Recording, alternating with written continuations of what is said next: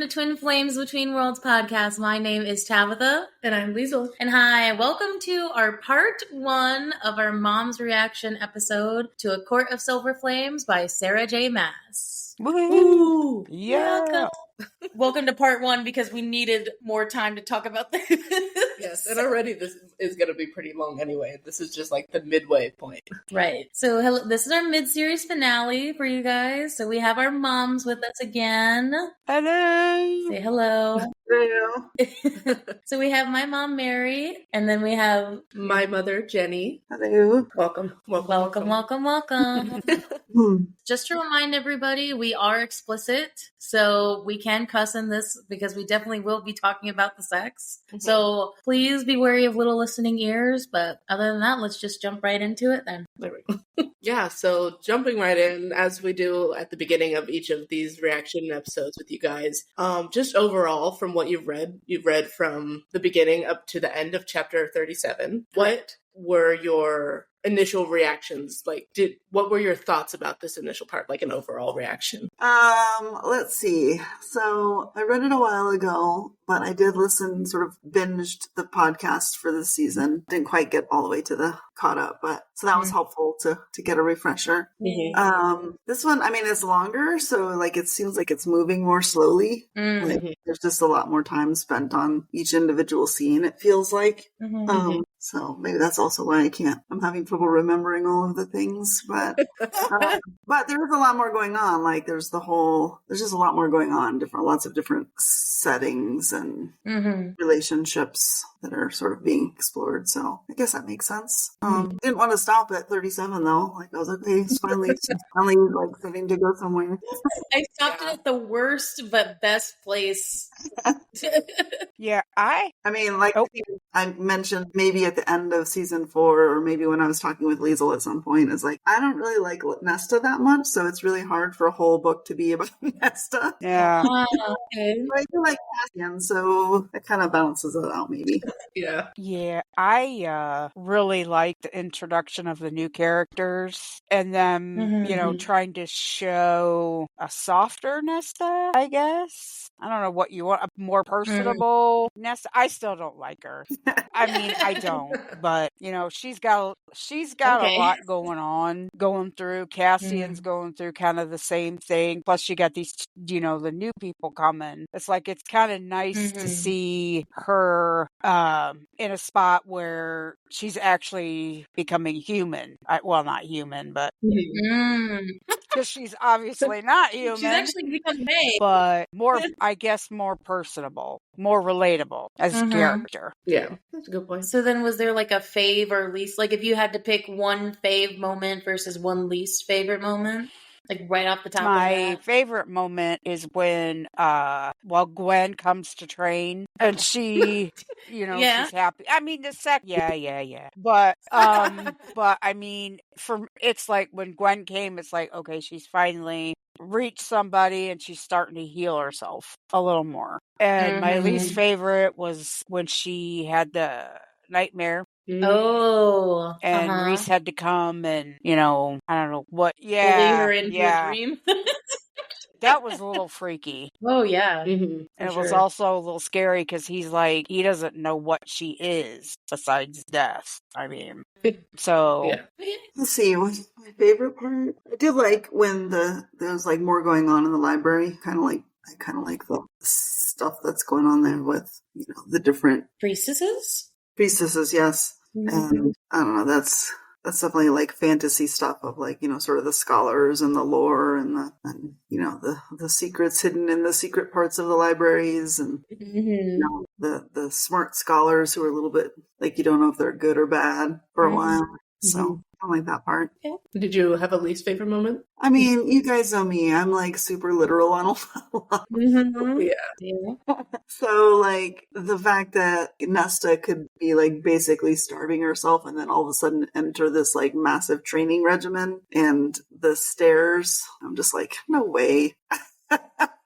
Right. Like, I mean, I thought that too when Pharaoh was training, learning to fight. I was like, that's such a trope of like, this ingenue female character that all of a sudden becomes a badass fighter. Yeah. When, like, Cassian has been fighting for 500 years. I do kind of agree with you in that sense of she was basically skin and bones. And, so doing like any sort of training probably wasn't, but I mean, and we'll get into it a little bit later, but like the whole stairs, she did work her way up. At first she could only do a couple and then she increased. But yeah, I get what you're saying. That is tiny bit unrealistic at times. What's unrealistic? The time frame? Because I felt like this was more realistic. I mean, in the sense of like she was basically like skin and bones and doing the stairs. Maybe it's like the fantasy aspect for me because she's Fae, like because she's got more like that's true. Over time. Like this isn't like a quick during a week and then she's better. It was over, like there's time that passes. Yeah.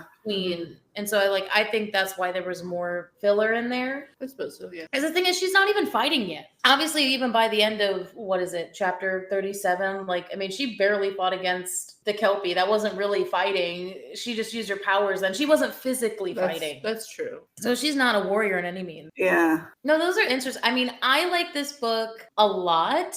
I thought from the transition, so I just going into the beginning of this, from the transition from the last book, I did not expect half the stuff that was going on. I was like, I knew it was going to be Nesta's perspective. I knew it was going to be, their story, but I didn't think it'd pick up immediately. I mean, we are ingrained in the story now and we're like 5th book in, but I didn't think it would pick up so quickly and then kind of throw a bunch of stuff at us. But I enjoyed it. I enjoyed it a lot.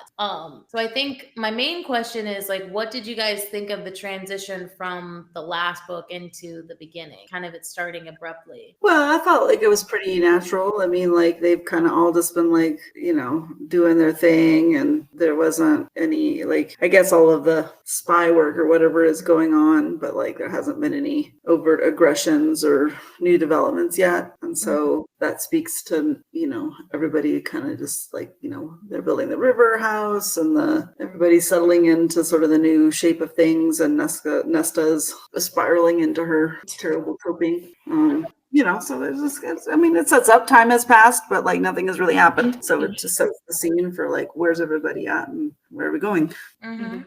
Yeah, and they kind of just left her alone, thinking that, she would be okay, or she would start working through her issues on her own. Now they're realizing that, they probably shouldn't have, because she's hitting rock bottom. Hard. Yeah. And they want to help her, but she just doesn't want anyone to help. I thought the beginning was so rough because I was upset with her, but also I could kind of understand then reading why she was acting out, but also totally understanding it from the Reese and Favor's perspective of, you are spending all of our money and not doing a goddamn thing. Yeah. You don't pay the rent on the place that you're going to. You don't give any benefits into the circle, and you're just using their money and then being like, well, what are you guys going to do about it? Okay, they did something about it. Yeah. Yeah. So, but I can understand why then from her perspective it could be a betrayal of trust, because why didn't you let me be on it? I think that's what my main crux of this book is, and it has such a nuanced conversation about it, because I think what I was going to ask really next was this perspective shift between understanding where Reese and Feyre are coming from and how they're acting with her, but also, again, whether or not you don't like her, getting a new perspective on her character and being you know what, I actually can understand some of these. Did you guys feel the same way then? Yeah, I think it was made clearer that how, I guess, sort of traumatized she was by the whole cauldron thing, especially the way that the book opened. That was cool. That was really cool. I liked that. In the beginning and in the end, there was... I like that a lot. And also the trauma with Elaine getting taken and then her dad dying. all of that together. She still can't cope with that. That part is kind of actually relatable, people, you know. I think it was also her realizing, or us realizing as readers, like how many times that she thought she failed, or how many things that she actually blamed herself for. Because I remember reading it and be like, wait, you blamed yourself for that? Why? Out of all the things you've done, that's not the thing that you should blame yourself for. So then of course we get up this setup of, because from before, right, we got it from the fourth book, let's call it that, from Frost and Starlight, that the Illyrians were going to be a problem, and then it kind of got solved. There's some critique in the fandom that it kind of just got solved all of a sudden, this Illyrian problem that they made such a big issue in the last book. But the thing is, I don't think that it's over. Yeah, we don't think necessarily that it's over, and also we got to remember it's been 8 months since the end of the last book to the beginning of this one. That's also been a lot of time for Cassian to work with it. Yeah. So I guess I was like, what did you guys think of the new setup and this new plot develop? I mean, we're going to go into it more, like, you know, we're like about who specifically we're talking about, but kind of going off of what Jenny said earlier, did you think it was too much filler, or did you think that there was enough plot with the setup and the new bad guys? Because technically the King of Hybern's dead, you know, so who's our next big bad? Who's the person that we're trying to fight now? Yeah, and that's actually, to be honest, and maybe this is because I don't remember it clearly, but like I'm not sure who the bad guys are right now. Maybe that's why I'm like, what's going on? I mean, there's the whole thing with like what's going on the continent and the queens, sort of, and then, you know, there's sort of the mystery about the death gods, but like it doesn't seem like in your face yet. Yeah, you got Baron, Yes. Kochi, Koschei. whatever his name. Yeah, okay, whatever. It's like a cute pet name. And the one queen. Yes. You know, you got those three together, and then you know, lurking outside are the other three queens. Yeah. That are kind of so far MIA. No one's really talking about them yet. They could be dead. I think they are. One could hope. And then, now this is just my opinion, I think they're always going to have issues with the Illyrians. True. I don't think they're ever gonna, you know, mold them into like a more modern setup. I really don't. If they haven't changed in like, say, the past 300 years since they've started working on it, then it's probably not gonna happen for quite a while. I'm pretty sure, yeah. Honestly, a very modern take on that. Like that's actually, that hits too close to home sometimes. Yeah. With the metaphor of the Illyrians to normal society. We've made some progress and then we backtrack, and then it's like, shit, that's way too real. And sometimes I'm like, okay, let's go back to the fantasy element of this, please. Yeah. But yeah, and we'll go into it. But yes, like I think Jenny's right in the sense of, I think that's the fun part about it. We don't know who it is. Like, who should we really be fearing at this moment? Is it Queen Briellen? Is it Koschei, who we've never met and haven't ever like interacted with, but there's just the idea of him working with her. Then there's Baron and his ties with her. We got Eris as a person of interest, of like, not that that's necessarily that he's evil, but like he's an ally, but is he really on their side? It's not sure. And then you got obviously the Illyrians that are just kind of annoying at the moment, not really necessarily a problem to the plot.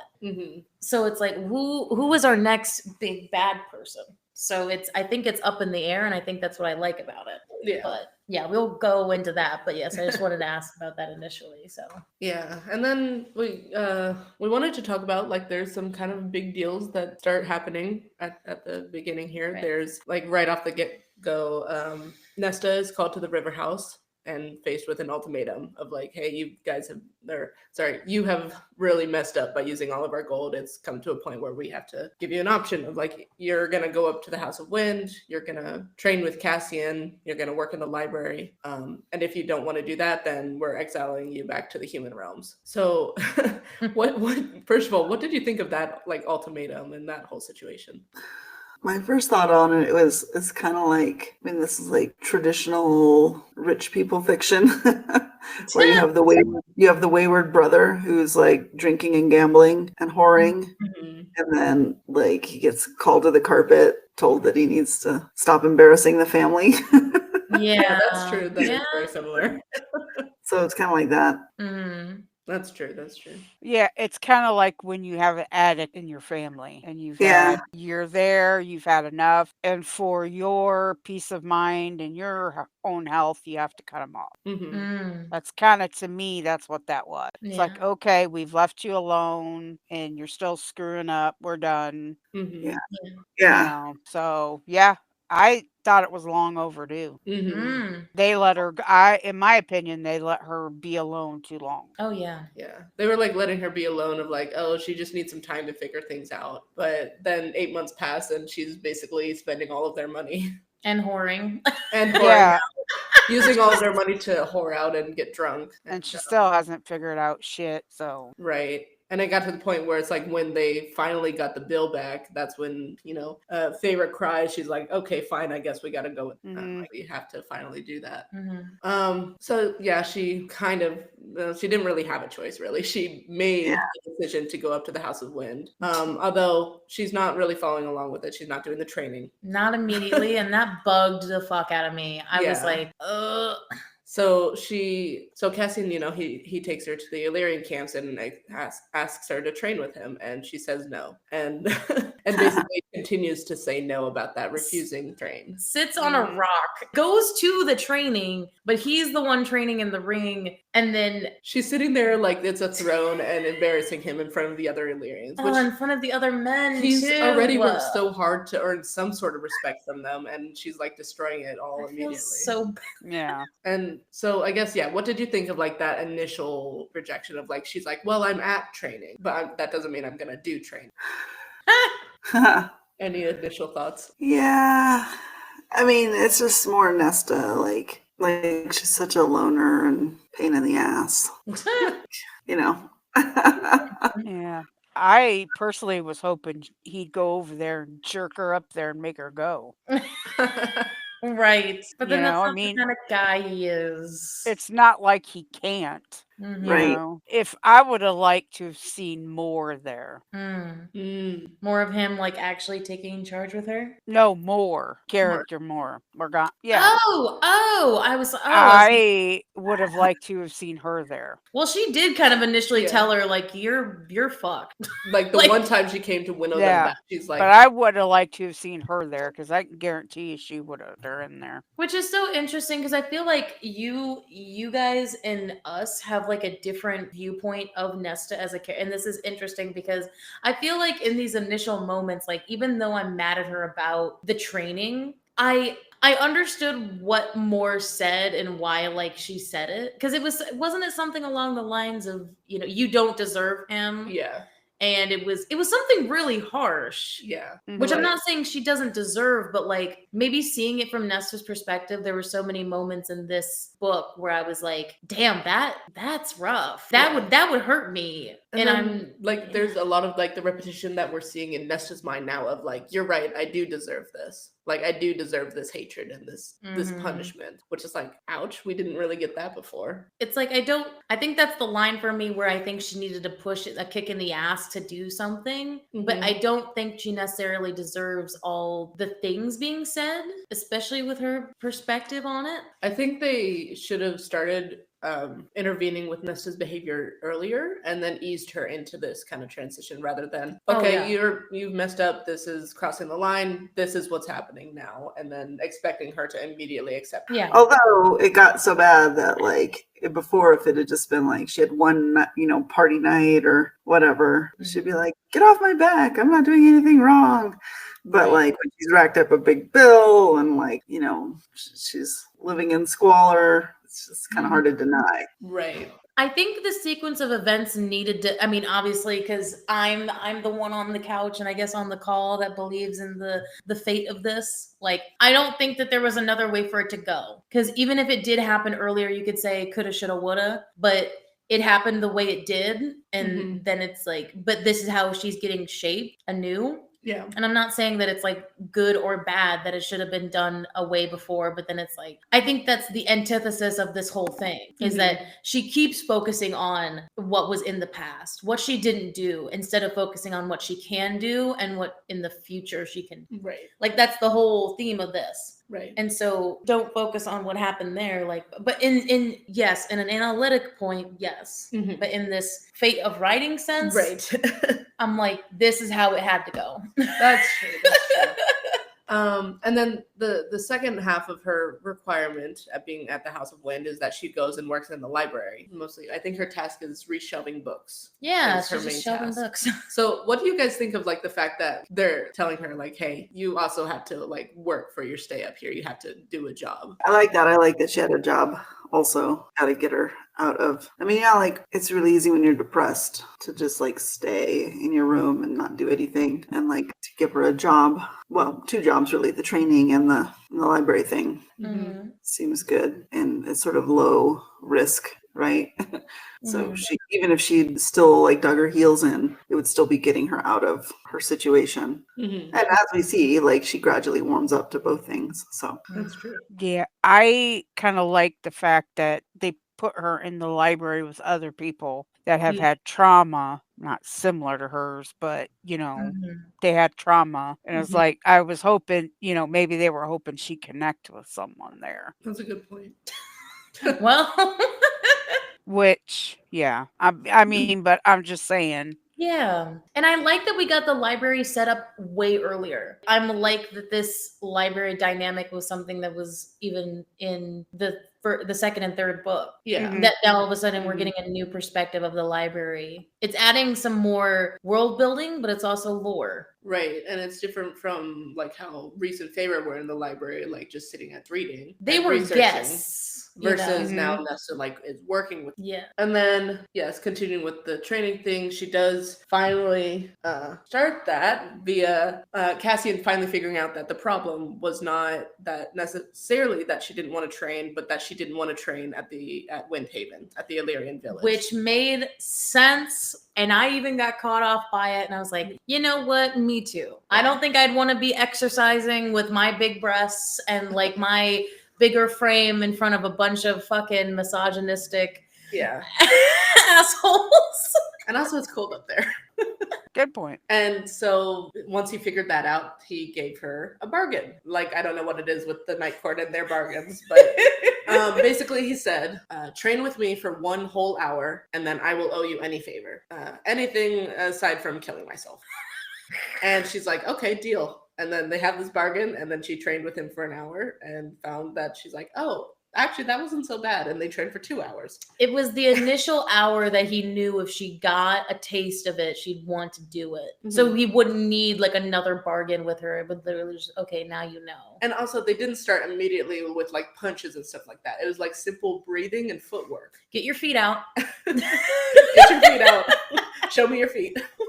Anyway, so what did you think of like her finally starting to train in this whole deal? I mean, I'll go. I mean, I was glad to see her train. I was glad to see her get up off her ass and actually do something. Mm-hmm. Cassian has been reaching out to her, and she just keeps, sniping at him and just, sorry, she's being a bitch, really. Mm-hmm. And it was nice to see her finally start exercising or, finally start working with. Yeah. It was long overdue.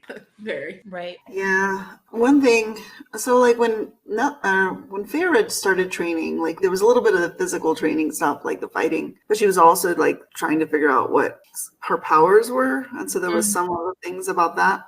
And it doesn't seem like that's really going on with Nesta very much. It's like mostly just physical stuff. Yeah, she won't acknowledge that she has powers. At until least not to the anyone. end. Yeah. Until the end of the second. She's closed off from that. She is like Iron Gates. They like so many steel iron references of Steel will, Iron her Iron Gates. not wanting that power to come out at all because she knows how bad it is. But the problem with her honestly, it's fun that you bring that up because remember when Reese said that back and he said we have to train your powers even though she didn't really want to, and he said if it happens you're gonna go insane and or like your powers are gonna cave in on itself, and guess exactly what happened. Right. And they but they don't have Reese doesn't have that concern for Feyre. He has that concern for Feyre. But to be fair on Reese's end, who would train her? That's true. None of them understand what her power is, partially because she doesn't really show them. And she easily overpowered him, so I think he's scared of her. Say, I think if anyone would train with her, it would have been Az. Oh. That might make sense. Like maybe dealing with a power that is uncertain to them at first. I think even he was terrified of yeah. her though. Like definitely like terrified, but I feel like maybe Reese would put him up to it. Of like, hey, you do have this. to train her. You do this. No. So I think the next big kind of plot points of as we're going through, because again, it's like we described before, it's a lot of training, then plot, training, lore, training, understanding. So it's like we got these new friends getting added into this mix. I wanted to go through them all. So like initially we meet, the first person she meets is Gwen, the priestess in the library who is one of the priestesses from Sangrava and has a lot of trauma behind her because she's not only one of the ones who survived, which out of 2. Yeah, I think it was only 2 of them. And it was a recent, like, I mean, again, if you're assaulted like that, sexually assaulted, whatever, like an extreme thing like that, even what is it, Clotho? Mm-hmm. It's never going to go away. Like, it's never going to be fine. That's not what I'm trying to say. But like hers was very recent in terms of maybe the other priestesses. So, and she's Meryl's assistant, which Meryl was a peach, was she not? Yeah. Bitter one. Every old librarian I think I've ever met is Meryl.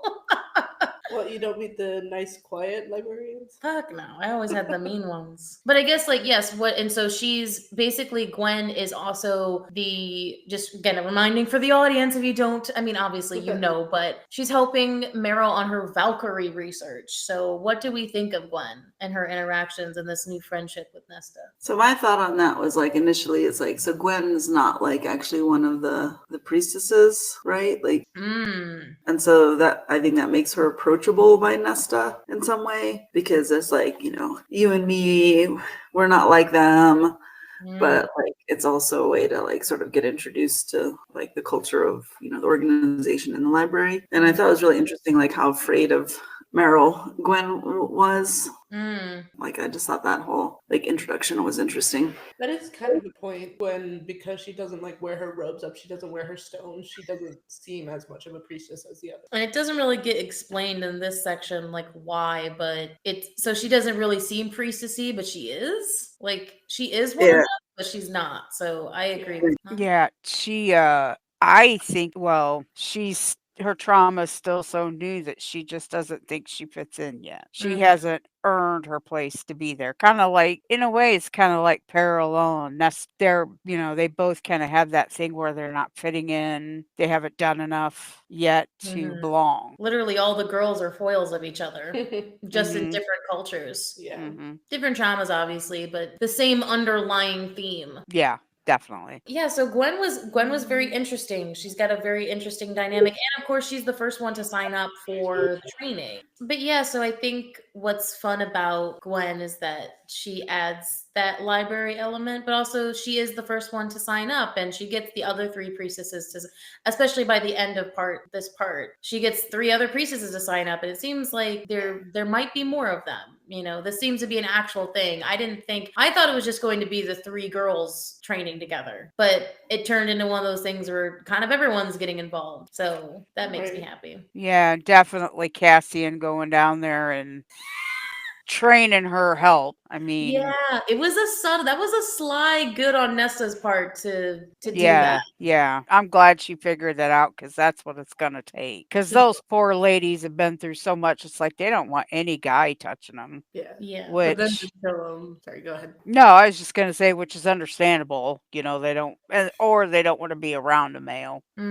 So, which I think is why it was so important that Cassian was showed of like Cassian saying, "Can I touch your arm before moving it? Can I move your arm?" Specifically, and the fact that he didn't even know that they were watching. He just did it that way. Did it. They're like, oh, so like he asks, at least, like he's he's kind about that, considerate about that. So then, of course, we go to Emery, which Emery, honestly, I think they're both so interesting. I don't think there's one over the other. I think the whole dynamic is interesting in itself. Emery is I was going to say, I felt bad. I was about to say wounded Illyrian. She was the cut Illyrian female that we met, the clipped one, we met in the last book. And of course, we knew she was going to get brought up here, of course, but the Nesta and her dynamic. And then I think Emery's backstory we've heard more about than anyone else's. Gwen's, is that her dad was the one to clip her. It was a botched clipping. You know, her brother died before, like she is more vocal about it, which means that I feel like there's also more to hide there too. I think there's an underlying maybe physical abuse going on. Like it sounds like it. It's like if she talks about the rest of this so lightly, there's definitely something else underneath that's worse. Yeah. And so what did we think of Emery and her eventually joining the squad? Yeah, Emery's interesting because she's like, you know, she got clipped, but then like she didn't just like go back into the Illyrian culture. She's like, well, fuck it, I'm gonna go do this thing and just go live my life, and you know, because I kind of like that, and so I thought she was an interesting character. Yeah. Yeah, she's like a female Azrael and Cassian mix. A little bit. She's got, you know, she's kind of like, that's what I think, you know, she's kind of like, she's got the trauma that kind of like they both had kind of mixed together. And I really like her character. I like her. I like, you know, it was horrible what happened to her with her getting clipped and her, you know, fighting her dad and, you know, making it even worse and all that stuff. Yeah. It just, I felt so awful for her. It's like, Jesus. Yeah. But you know, she adds another kind of different trauma, you know, with their wings that the other girls don't have. A physical, I mean, well, I guess, an outwardly physical scar. Yeah. And you know, like also a physical marker, I guess. Mm-hmm. And something that doesn't help her when she's training either, when they figure out that her balance is all fucked up because of that, and that it's going to be harder. Like it's not impossible for her to do it, but that it's going to be harder for her to keep balance, not like the others. Which I think is something like we didn't really consider when hearing about training with Cass and Az, with Emery only being able to spread one wing almost all the way, but then the other one like only halfway. Like that's going to probably mean that she leans more to one side or the other. And it's like, yeah, actually, that does throw off balance. And that just made me think 100% she's gonna have a Nefel philosophy moment where that having her wings like that is gonna somehow be to her advantage. And then she's gonna find a female and marry her.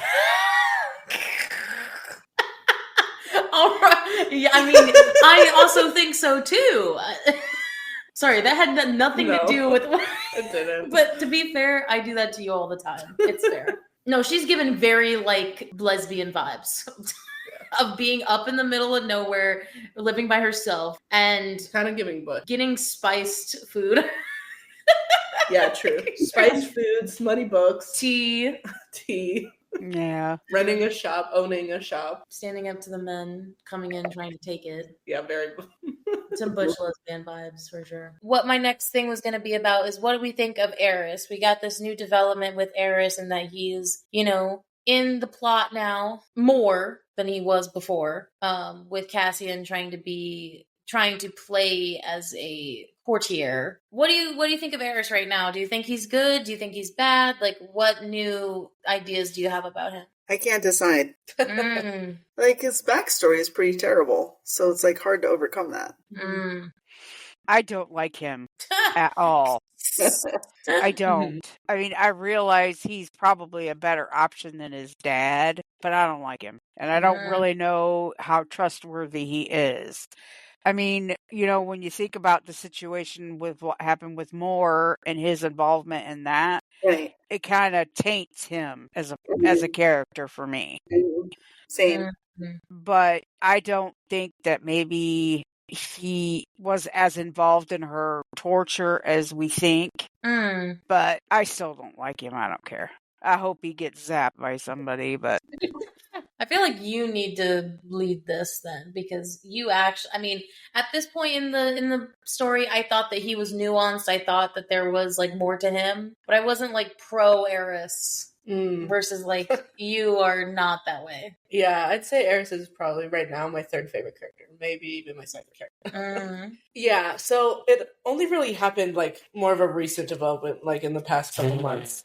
At the time that I was reading it, I definitely was like, okay, I'm not sure what to think of Eris right now. He's a prick. He's got that courtly arrogance and all that. But he seems to want to be helping the Night Court. He seems to like work as their ally. How do I say, he did not maybe necessarily helping the Night Court, but like anything that's against Baron. That's true. He does have his own agenda of like, I need to get rid of Baron. Night Court is the best option right now. That kind of thing. So I guess maybe that would be a good way to put it, rather than being like determined to be Night Court's ally. Yeah, because it's more for himself with Baron than just like wanting to help because they need it. But I think, like Mom said, like he is kind of he does have like this bad backstory and I think that could be the case of like, yeah, he has this terrible backstory and which has made him the way that he is. But I think that he could also, because of that, like created a mask so that he comes across as very arrogant and conniving. Versus like maybe I wouldn't say softer, because I don't think Eris is soft, but like more of a good male underneath all that. But like that's masked because of course he's near Baron almost all the time, and Baron needs to die. So agreed. Yeah. Anyway, so I like Eris, but I also am curious to see where his story goes. I think he's also getting manipulated too. Yeah. I think Baron knows a little bit more than what he thinks he knows. I think he's getting led. And it's going to be like, how deep of a hole are you going to dig yourself before I reveal you? That's true. This is why I don't like Autumn Court. Yeah, right? But Autumn. What were you going to say, Jenny? I was going to say, like, Liesl, like, what has changed your mind? Like, what do you think is good that like makes you more sympathetic to him? I don't know if it was like any exact like pinpoint thing, but I mean, I won't go into it too far, but I think like going through Silver Flame and seeing more of Eris started making me like question of like, oh, that seems like a mask, or that seems a little bit different. And then what Tabby's laughing about is I did read some fan fiction. Okay. So that's, I guess, then the thing that solidified it more so was I read some fan fiction, realized I kind of shipped a gay romance there, and then started doing research, basically going back through the books and trying to figure out more. And in doing so, then I found more things of like, oh, this could be something that comes up in the future. Or this could be something that makes Eris a better male than how he's perceived. She wants Eris and Asriel to be together, Mom. Yeah, I did get through that part of the podcast episodes already, that you're shipping them. Yes. I'm really glad you can't see my face right now. I know it's not like a common like thing that people do, or like. I mean, it's a common ship in the fandom, but like, I'm not against gay romance or anything. Don't get me wrong, but them two, no. I think there's like nuances of it. I feel like there's some good parts of the ship, and then some parts that I'm like, maybe not. But the thing I think Jenny's getting at is like, she's like, why? What indication is there? Which I feel like you could get into a long conversation with Liesl about the connections between the two. But I think the initial reaction of why them? Because when have they really ever interacted without like being at each other's throats? Okay, maybe this is just part of like the, I don't know, ship blindness that people often get. Last thing about like my shipping of it, which again, like Tabby said, I can go into for hours describing each moment of what builds it up for me. The main thing, Mom, is that they have similar backgrounds, in my opinion. You know, they have similar, like, dark, kind of, like, lonely backgrounds. And so that was probably, like, one of the main things that I can think about. If you want to hear more, we can talk about that later. So I think the last relationship I wanted to go into a little bit before we move on is, what do you think about the relationship with the house? Because it seems like the House of Wind throughout this whole book is starting to become more alive and more sentient and know her wants, her needs. Like, it's a romance reader. It's got its own, like, attitude. I wanted to hear what you guys thought about the House of Wind. I think it's kind of cool. It gives me Harry Potter vibes, though.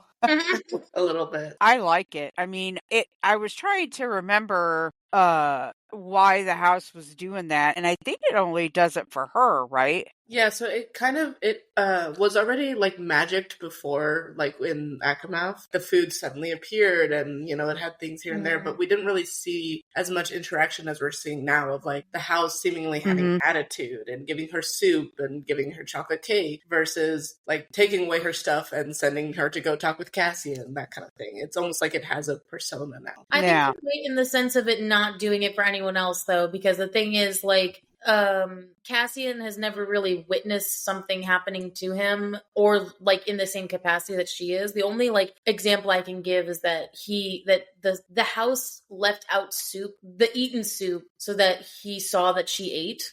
But there's never like something where it appeared in front of him. The only thing that happened to him was the night of the nightmare when she was struggling and she was about to like yell, and then the house gave Cassian's room warning lights. Yeah, like flickering lights. But in that same capacity, it was something happening to her, but not to him, So and it has to do with her, yes. Or there was also it was said that like the house was also magic to make sure that Nesta couldn't have wine. And so like it took the wine away from Cassian when she walked into the room. But it's all pertaining to her, though. Right, that's true. So yes, in that way. I like the idea of the house because it makes it is a very Harry Potter vibe, but it's also like, it's unique because I think there's also a nuanced conversation of why it works in the library, because that's not technically the house, but it's under the house. Where's this jurisdiction of this entity? Like, you'd think it would just be the house, but I'm having questions. Right? Yeah. Ooh, I hadn't thought about that. Like, I definitely was thinking like Harry Potter vibes were literally the house has sentience, but like maybe it is like, it's just like, it seems like it's the house, but it's not actually the house. Or my theory of something in the mountain. Yeah. There is an entity in the mountain. That was my theory from before when I read this. Just using the house as like a puppet of its magic. Yeah, maybe. Didn't they say when they were in the library that it felt like a cat? A little bit. In the fog, like touching their leg or something, wasn't it? Like it felt like a cat going by. Yes, Mom. I think I know where you're going with that. So it's like, okay, well, what if it's a cat? I don't know, but the cat reads. So it felt like there were moments where Nesta did have like this dark presence, like when Gwen and her were running away from it. Like there was a darkness there, and they were trying to blame it on Bryaxis, but I don't think it has anything to do with him at all. He's not there anymore. I think it's something about the house itself has a darkness to it, but I don't think it was trying to hurt her though. No, I think it was just following her. Which would be like a cat. Curious like a cat. We need to talk. Anyway, so kind of continuing on with this theme of like relationships, going back to some relationships that are not as new. So throughout like this entire part, we get a lot of Nesta bringing up her mother, Mama Archeron, and talking about, my mother shaped me to do this. She made me act this way, or mother always told me that I would marry a prince. I would marry for advantage, that I have to be like prim and proper, this kind of thing. She brings up her mother a lot. And a lot. Maybe even more so in her moments of more serious depression of like, well, this was how it always was this way, or I don't know. I was my mother's creature. Yeah, that's what the phrase was. Like, I was my mother's creature. So what do you think of like the way that Mama Archeron like influenced her so much that even now, like that's like one of her foundations? I still don't have a really good sense of their mother. Like she sort of extracted a promise from Feyre, but like it doesn't seem like there was like a lot of love there, which I guess kind of makes sense in terms of Nesta. Like, I don't know. Like I said this before, like in the beginning, I was like, I don't understand why Feyre, who seems so caring, feels so obligated to this family who doesn't seem to care about her. Which is continuing. Yeah. And then I guess the fact that Nesta sort of felt that sort of same coldness, I guess, like just sort of emphasizes that. Like, yeah, my mind is not getting changed here. Right. And it was kind of in Feyre's perspective, it's like, oh, Nesta was much closer with their mother always. But now that we're in Nesta's point of view, she's like, no, my mother was harsh to me too. Or that, like, with Feyre, she wasn't anybody at all. Like, she was just the youngest, and she didn't give a shit about her, versus Nesta, she looked like she spent more time with, but in actuality, like, she probably was getting saved a little bit from the cruelty. Like, I feel like Feyre would have turned out more like Nesta if she was involved. So Feyre got a little saved from that. Mm. And that's why she is so caring. Okay. They're not. You know, I'm not really sure about her as far as like it seemed like she was just like an evil mom to me, you know, and then she was talking about, I was assuming it was the grandma that smacked her around or something, hit her, was it her hands? Yes. Because a scar on her hand. So that kind of made me wonder, well, I wonder if, you know, her mom did that to her too. And she just hasn't revealed that yet. Right, like kind of the way of disciplining and teaching is through more of a physical disciplining. I think her mom let it happen with the physical, but then her mom did more of the mental damage of like, the grandma was like the physical, I'm going to hit you to make you better at this. And then her mom was the mental fuck. Maybe of like, oh, don't worry, you deserve that. I mean, considering we're on a mom's episode right now, considering this dynamic between mothers, I mean, their mother seems very shitty, very much the Angelica Schuyler of this story. In a Hamilton sense. You're going to marry for advantage and that's all you need. You're important to me literally because of this. You're pretty, I need you to speak French. I need you to speak a bunch of these fucking different languages so you can get a bunch of men. I need you to be able to dance. Yeah. You know, very much the cultured sister who got everything and learned everything, but didn't really have the love necessary needed to actually give a shit about anything. Supposedly the perfect sister without any emotions or something, but she actually had a lot of emotions. Yeah. Plus, weren't they all poor still before mom died? They were at they had like a manor or sorts, an estate of sorts, or well, we don't know. So when their mom was alive when they were rich. And so that's where more of her stuff is coming from. They only became poor after she died. Oh, okay. Okay. And then she died in that bed. And then they had to run away. They could only take the bed. They took the bed and like maybe like one other thing. And it was, So she died she died after that. Okay. All right. Yeah. I thought it was interesting to bring that dynamic up though, to hear more about her and hear how shitty of a parent she was. Because I was like, oh crap. Right. All right. And you know, we've talked about some theories about Nunemacher before, and also the whole thing of like Nesta marrying for advantage, Elaine being the second child gets to marry for love. And then Feyre's kind of like just left there, like, do what you want. Yeah. Oh, honestly, giving into Jenny's point of view, you got to be the one to stick the family together. Right. That's where the third sister trope comes in. Almost like the donor child? Oh, shit. Yeah, honestly. Donor child, but also the one to keep them, Yeah, and again, going back to the sort of the traditional, like, rich people stories. The oldest child, you know, inherits everything and has to be like the business person to like take over the enterprise of the family. The second one usually gets educated, like, and becomes like a priest or something.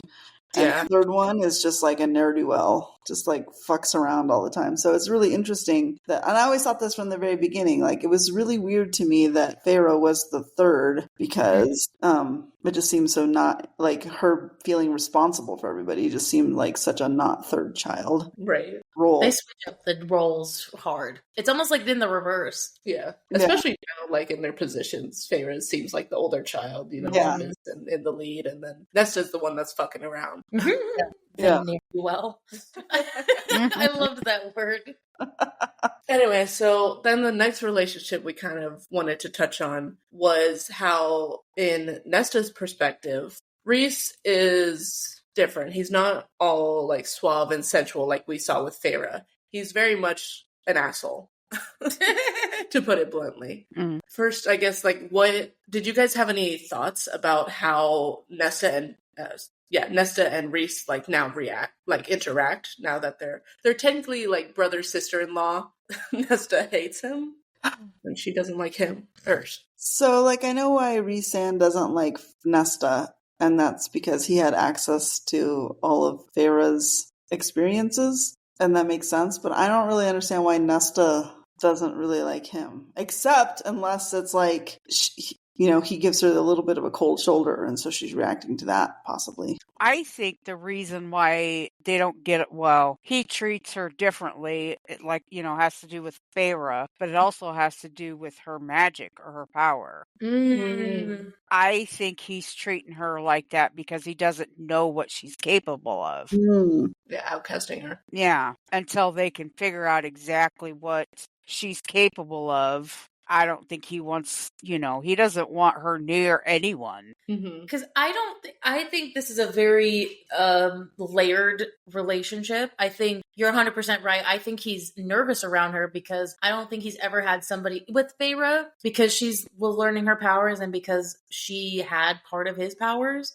There was a level of control there that he had when she was learning. It's ancient magic, very much the wild magic that Urid gets talked about all the time, and can easily overpower him. And she's not even developed it yet. So I think that level makes their relationship strained on a very physical level. Yeah. But I think if I had an answer to this question with my years of knowledge, I think with reading this book like 10... Shut up, Mom. Love you. Love you. I think first of all, I think there's a little bit of jealousy about Rhysand. I think in her deep-rooted trauma, that should have been the person that she ended up with. Not character-wise. Like, obviously, we wouldn't want them to be, but like, if her mom had the perfect person, the most status person, obviously the richest, the most powerful High Lord in history, I think there was initial kind of I should be with somebody that good. Not necessarily Rhysand. Yes. I feel like that's very surface level. I don't think that that's throughout the entire thing, but I think first and foremost, she's kind of ticked about that. Yeah. But then I think it was really summed up well in a part of the book where she said, I don't think Rhysand's character is terrible. I think he's a good man. I think that she even says out of the two men in this world you could trust, she put him up there with Cassian. I don't think that she dislikes his character. I think what she doesn't like is his soiree attitude, which is what Feyre loves. Right. And I think his... he's like hyper-focused on Feyre as well. Maybe she doesn't like that. The horse blinders. Yeah. And the fact that he just assumes that she's going to do something bad, which, to be fair, this is where that perspective thing comes in, where like in one moment I could say I'm totally on Rhys's side here, and then on another it's like, oh, I get why Nesta feels this way. This is what's so good about this book to me, is that in that moment I can understand why Rhys would assume something bad about her. Because when has she ever shown us anything other? Right. Rarely. Right. So I think that's where that comes in with their relationship. And I think it's just because he's this very popular guy and she just doesn't want to like the popular guy. Right. And he doesn't make it easy to get to know him. He doesn't want to get to know her either. Like, he just wants to lock her up pretty much, from what we're getting in Nesta's perspective. Not great. And then the next one is kind of less talked about, but the relationship, like, it's kind of a budding friendship, almost like a budding friendship between Nesta and Asriel. Asriel is up at the House of Wind pretending to play chaperone. Sometimes kind of doing his job, but other than that, he's not really. But, like, I really appreciate that friendship, actually. Like, it's similar to how I felt super excited about Cassian and Feyre being friends. Like, I feel like Nesta and Asriel actually could be really close friends, because Asriel isn't fake with her. He doesn't, like, tell her lies. He's very, like, he is quiet, but he's also very blunt about the stuff that they talk about. And so it's like, I feel like they have this budding friendship that I'm excited to see more. So while it hasn't really talked about that too much, did you guys have any thoughts on that? They're holding space for each other. Mom, do you want to go? Oh, whoever wants to go first.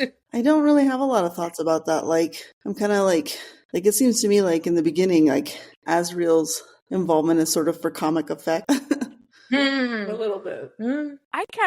I think that he kind of needs a friend like her, because he really, he's got Az and he's got Rhys, but I think those two can talk to, I don't know. I'm trying to figure out how to say it. I don't know. It's like they don't bullshit each other, and it's not a lot of unnecessary talking either with him and her. You know what I mean? They don't have to like carry on a full conversation. That's true.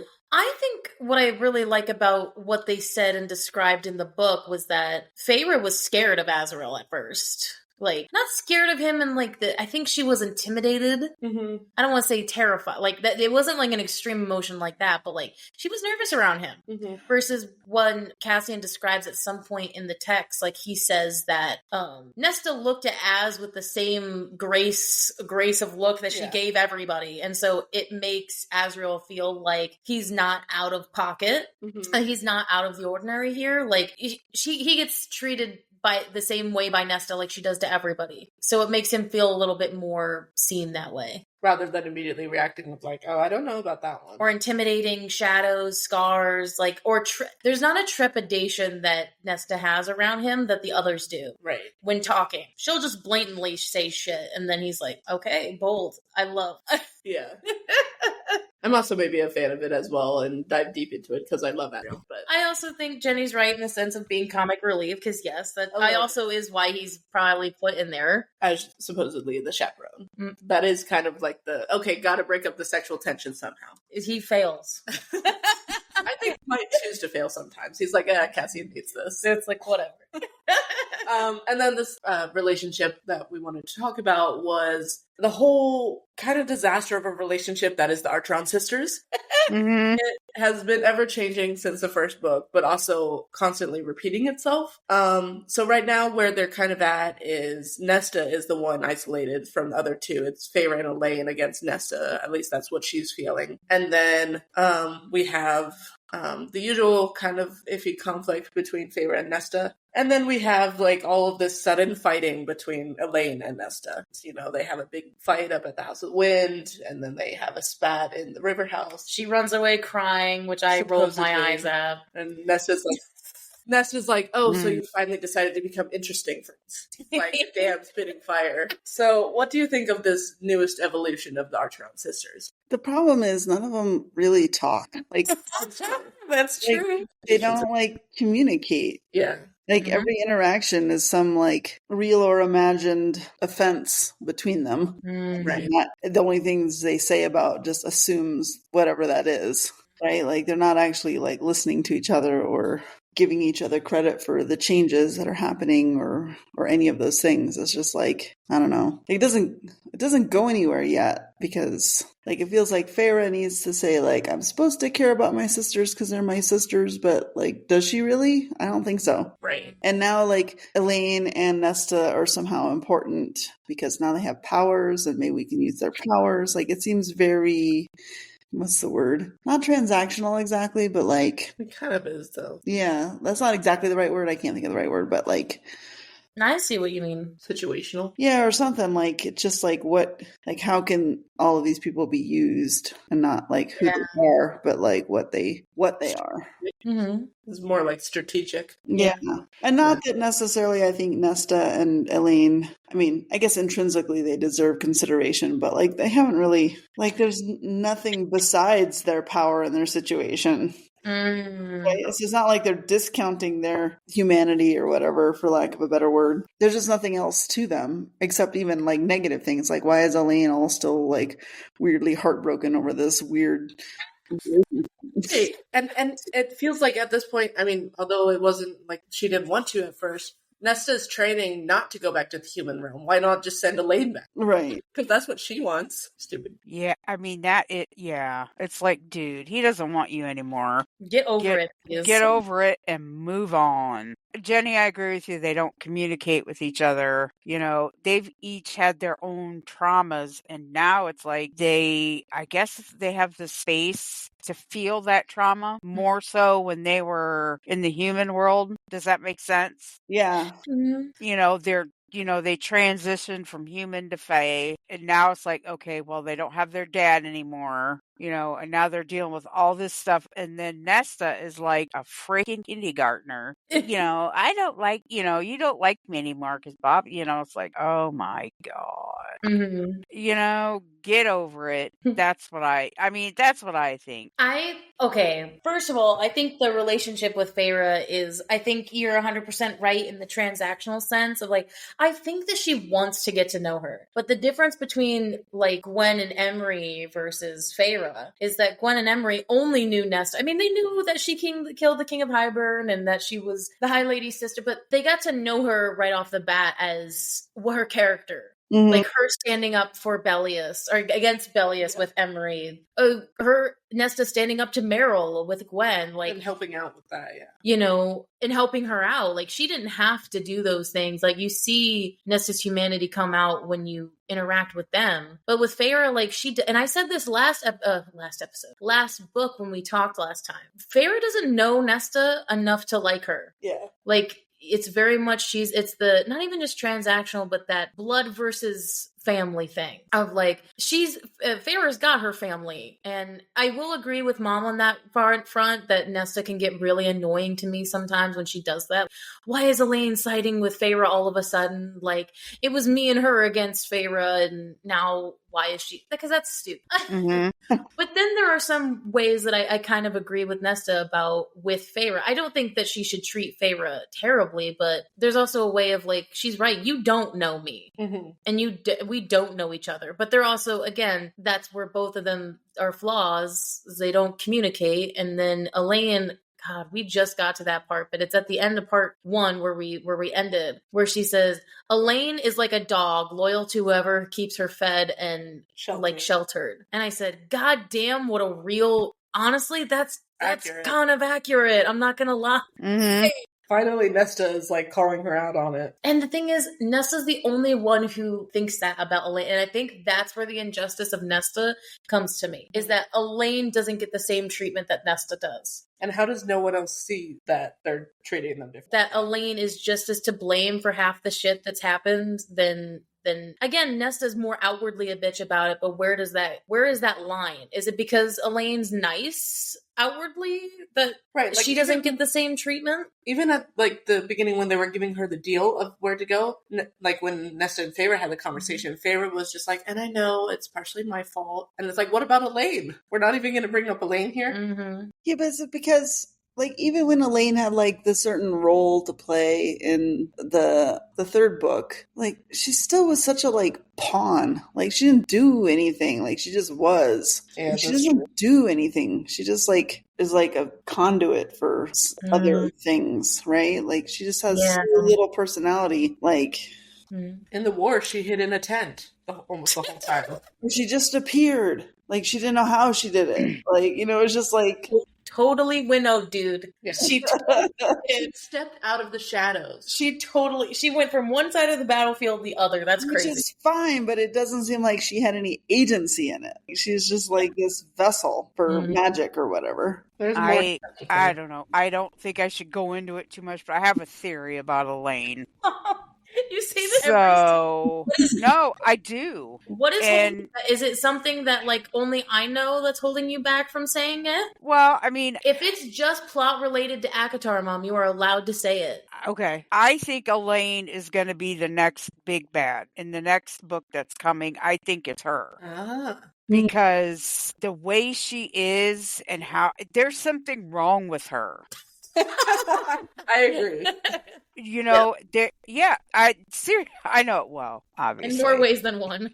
Yeah, but I think that her time in the cauldron did something different to her.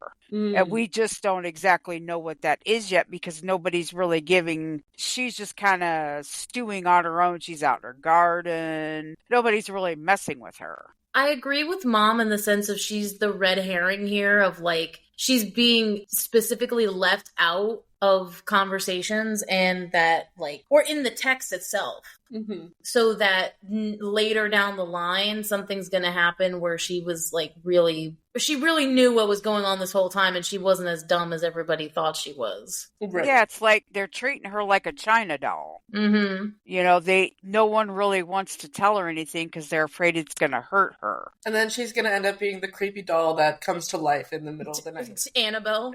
She's going to be like Chucky. Well, you liked Chucky, though. You don't. Well, yeah, but I'm weird like that.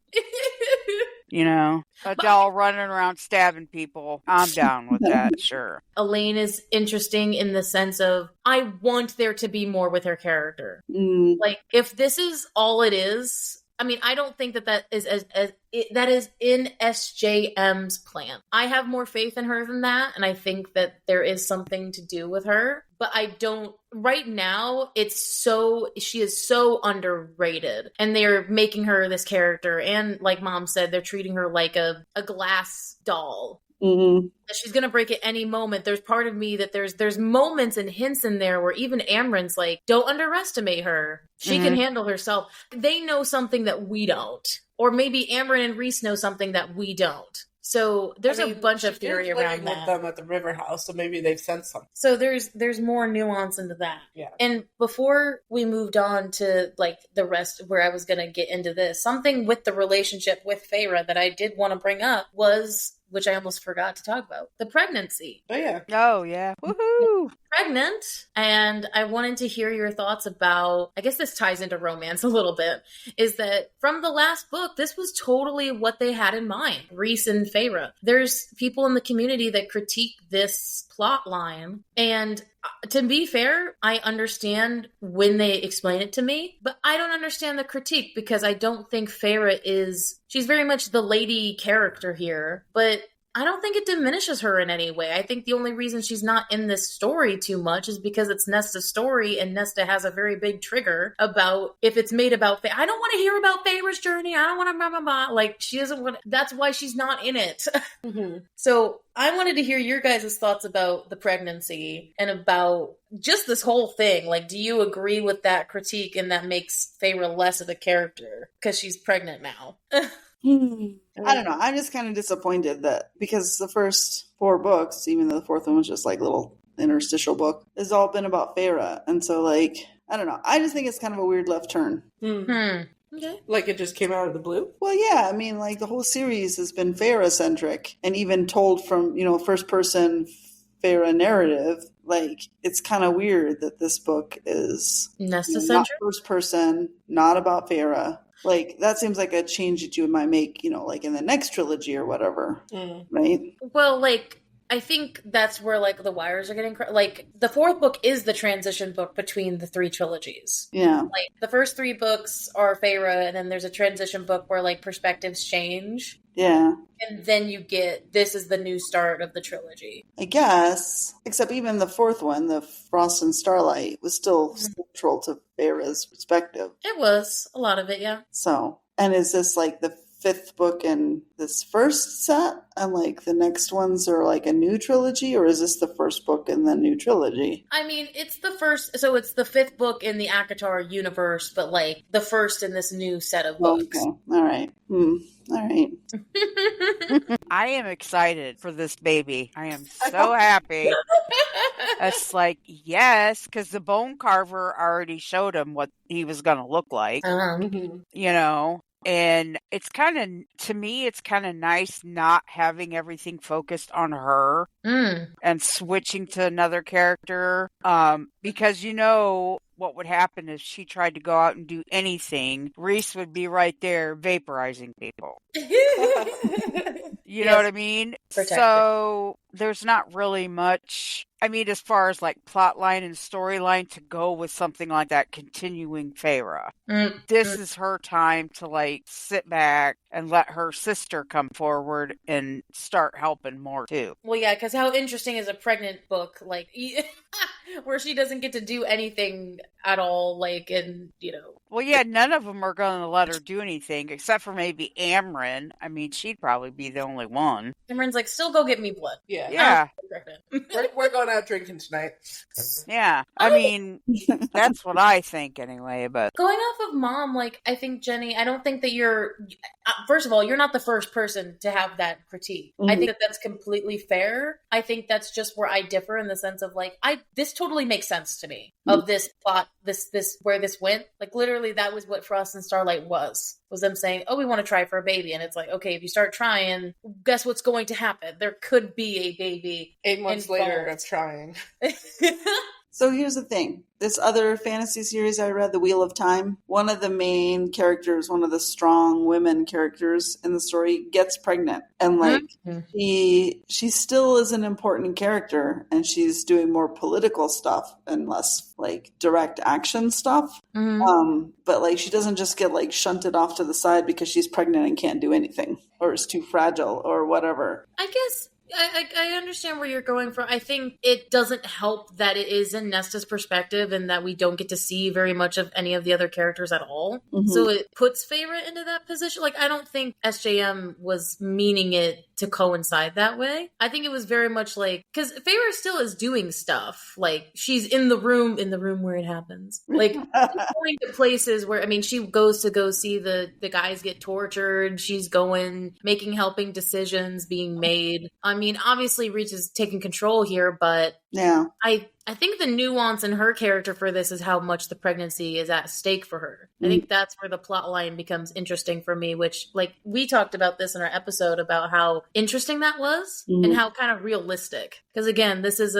even though that is a criticism in the fandom as well, it's like, they have magic, why can't they do this? And I'm thinking, this is like fantasy world, but not like magic can solve everything. Magic has a balance, and they don't have technology. They don't have like the C-section.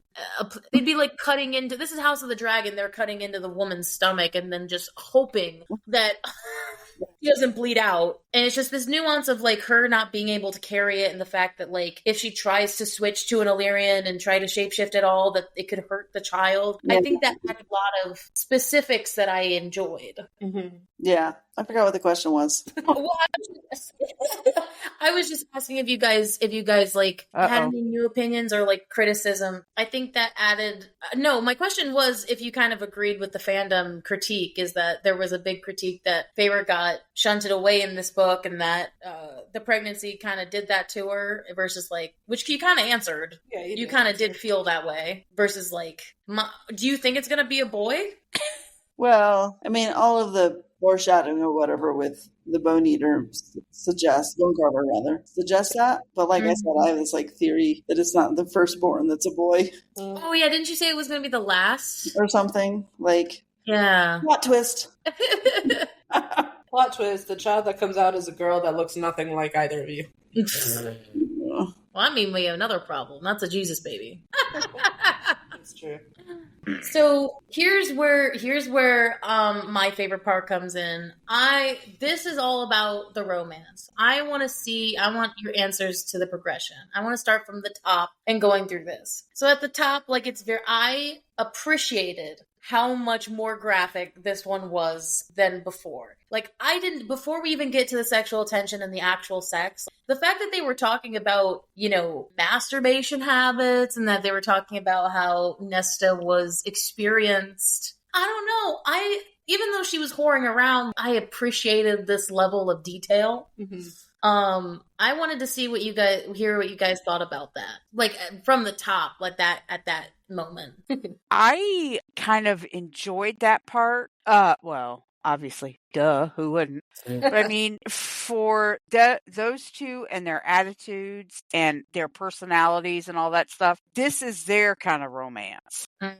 You know what I mean? It's like, I don't think that their love language is the same. No. I don't, and for them, it's like, okay, yeah, I'm gonna be thinking about you when I go to sleep, or that look on your face, or whatever he said. I'm dead. That was hilarious. That was pretty good. But I liked the way, and I liked that it was more, I guess, open in the way they talked about it, more free.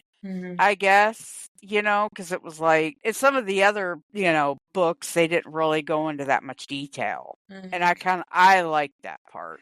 I enjoyed it. I was going to say, I wanted to hear this. I'm trying to decide because in a strictly vanilla sense, like basically Nesta's just really stubborn. And like she doesn't want to admit that she wants anything. Yeah. That's true. And that could be just like a totally vanilla thing. But like if you turn towards more of power dynamics, like they're kind of getting off on the power dynamic of it, regardless of the physicality. And so they're trying to like they both know it exists, right? And like, but that's like that's just part of the whole thing. Like it's like what feels like frustration is not actually frustration. That's the whole game. Yeah, that's true. Yeah. So, and it's not like they're both dominant and trying to figure out how do they be dominant together. Like clearly Nesta is the dominant one in this relationship. Yeah, actually, yeah. Okay. I beg to differ a little bit. I think dominant in the relationship. In the relationship. Yeah. Actually, yeah. But ultimately, and this is so dangerous. This is the whole thing with like power dynamics. Is like in the nuance, being submissive is the power position. Yes. A power bottom. Well, sorry. I'm getting excited about this because like I think you're right in the thing that is the game. Who's gonna be the sub in this instant? Or who's gonna be like the one getting dominated? Yeah. Like and that is what happens in this one. It's and like, then it is always flip flopping too. Like mid sex. Or even like mid or like a favor for a favor, like I was powerful in this moment, but now like you're coming to me now, and it's like, okay, I'll let you. Yeah. So like, I mean, as much as I have not like totally related to Nesta and all that, like I do relate to this part of the whole story. Like I can kind of get it. Like Cassian's he obviously is like into her, but he doesn't want to be like groveling or weird like that. Like whatever you want, princess, or whatever. And then like Nesta, like she's not going to tell him what to do either. And so it's like this really subtle like dance that they're doing. And it's not just to build, narrative sexual tension, although it does that. Like I said, like that is the game. Like that's not the thing we have to get through. That is the thing. It's kind of cat and mouse. So. Yeah, I mean, the whole point is not to get through it, actually, but to enjoy what it is that is happening. Play. That's a good point. Which is so different than Rhys and Feyre, because Rhys and Feyre this is what I was waiting to have to tell you, is that Rhys and Feyre was the very, very pretty, very nice words, very flowery type of romance of like, you are my high lady, you're my princess. We're gonna, and a very like raw sex scene as well, but like in a different way. Versus theirs is very much when we're talking about romantasy and the plus 18 shit, that when people talk about these books in fairy smut, this is the book they're talking. It's not even the books before, it's this one. Even like, I don't know, I probably don't need to give an example, but it just popped into my mind anyway. Like the whole like flowery in terms of like Rhys and Feyre of, you look stunning like this, or like... Yeah, I mean, Rhys and Feyre's romance is very vanilla. But then using that example of like, you're very stunning, you look like this, versus Cassian, he's like, I made a mess of you. Yeah, I was like, okay. Holy shit, okay. That was hot. I'm sorry, but that was hot. I was like, okay, well, you can make a mess of me too, sir. Holy crap. Damn it. The thing is, like, I didn't say anything to her because I said the same thing. Well, I mean, holy smokes. This is mom's type of, like, these are the romances. This is the type of, like, writing that she's used to. Yeah, but it's a different people, but... Yeah, I know, Mom. I mean, I think Nesta doesn't think that she deserves him. And as she's healing herself and, coming to terms with things, she's opening up more to him, but in her way. Yeah. They're doing the reverse of what Feyre and Rhys did, but like the reverse. They're not opening up communication right away and then sex is like their end goal. It's like sex is their way to communicate. And then it's like, then later when they have their serious talk, like they haven't really had a serious talk. Yeah. Like Feyre and Rhys had. It's, don't hate me, but it's kind of like Tamlin and Feyre, how they use sex to quote unquote communicate. Yes. Yeah, you're right. With Cassian and Nesta, they kind of have they do have a couple moments where it is like, okay, but why? Why are we doing like this? Of course, that usually involves more sex after that, but and more tension. No, I don't hate you for saying that. First of all, it's Cassie. I don't give a fuck. And I did want to say one thing, though. We've brought you up so many times in the podcast, specifically. I have heard that. Yeah, just at this point, sorry, Jenny. Because it's so funny because I don't know if you remember, Mom, but like in the past couple of episodes we've had with y'all in the seasons, it's like you really hoped that Cassian wasn't gonna be huge. And then I remember reading the under the table scene and then re-listening, and I literally wrote in my notes, "Welp, Jenny." Sorry. I heard that in that, I think it was episode 3. I was like, not sorry.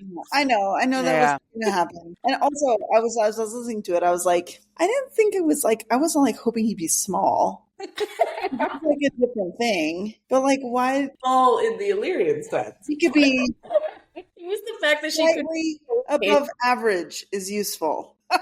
Yeah, I know. It was true. And then she's like, okay, I couldn't get like both of my hands wrapped around, and like, there was still so much more. And then like, because she continuously kept bringing it up and was like, is this going to fit? And I was just internally laughing every time I read it, and I was just like, yeah. It's just like almost like Kyra coming back of like, yeah, here's our point. Here's the Although, are we talking about that scene now? Okay. Or do you want to talk about that later? Okay, what I was just first of all, before we got into like the actual sex, I just want the foreplay.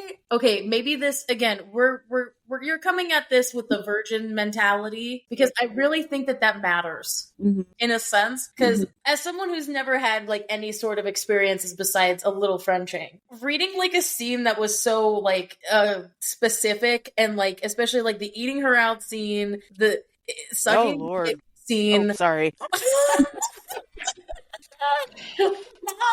I'm sorry. I'm glad I can't see her face, actually. This helps. I was like taken aback by, I was like, is this accurate? Is this like, I mean, it seems so, but I'm sitting here as like with no sort of experience besides reading, and then just getting like so blushy at reading it because it was so thorough. And I was like, oh no. This makes me love Cassian more.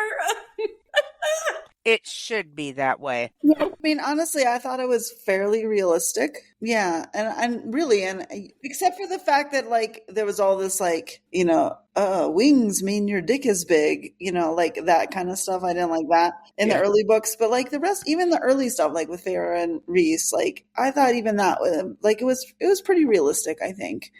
And so, I mean, I appreciate that a lot, actually, about the series. We have hope. The only thing that, that it falls back into, gross romance tropes is, after a sexual experience, there's, this, they don't talk about it, really, That's what the problem is, yeah. Yeah, instead of, okay, cool, we're gonna, do this thing, and we kind of fumbled into it the first time, but now let's... I mean, it doesn't even have to be analytics or anything like that, but they still are sort of pretending that they don't know what's going on. Right. And it's kind of like what we touched on it at the end of the last episode, which, Mom, you haven't listened to yet, but the sex scene of the Nesta said just sex. And they had said that before, just sex or just this.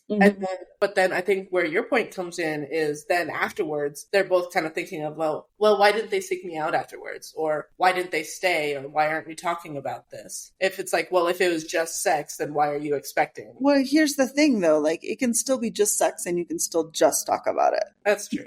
That is their problem. They can't communicate verbally. Yeah.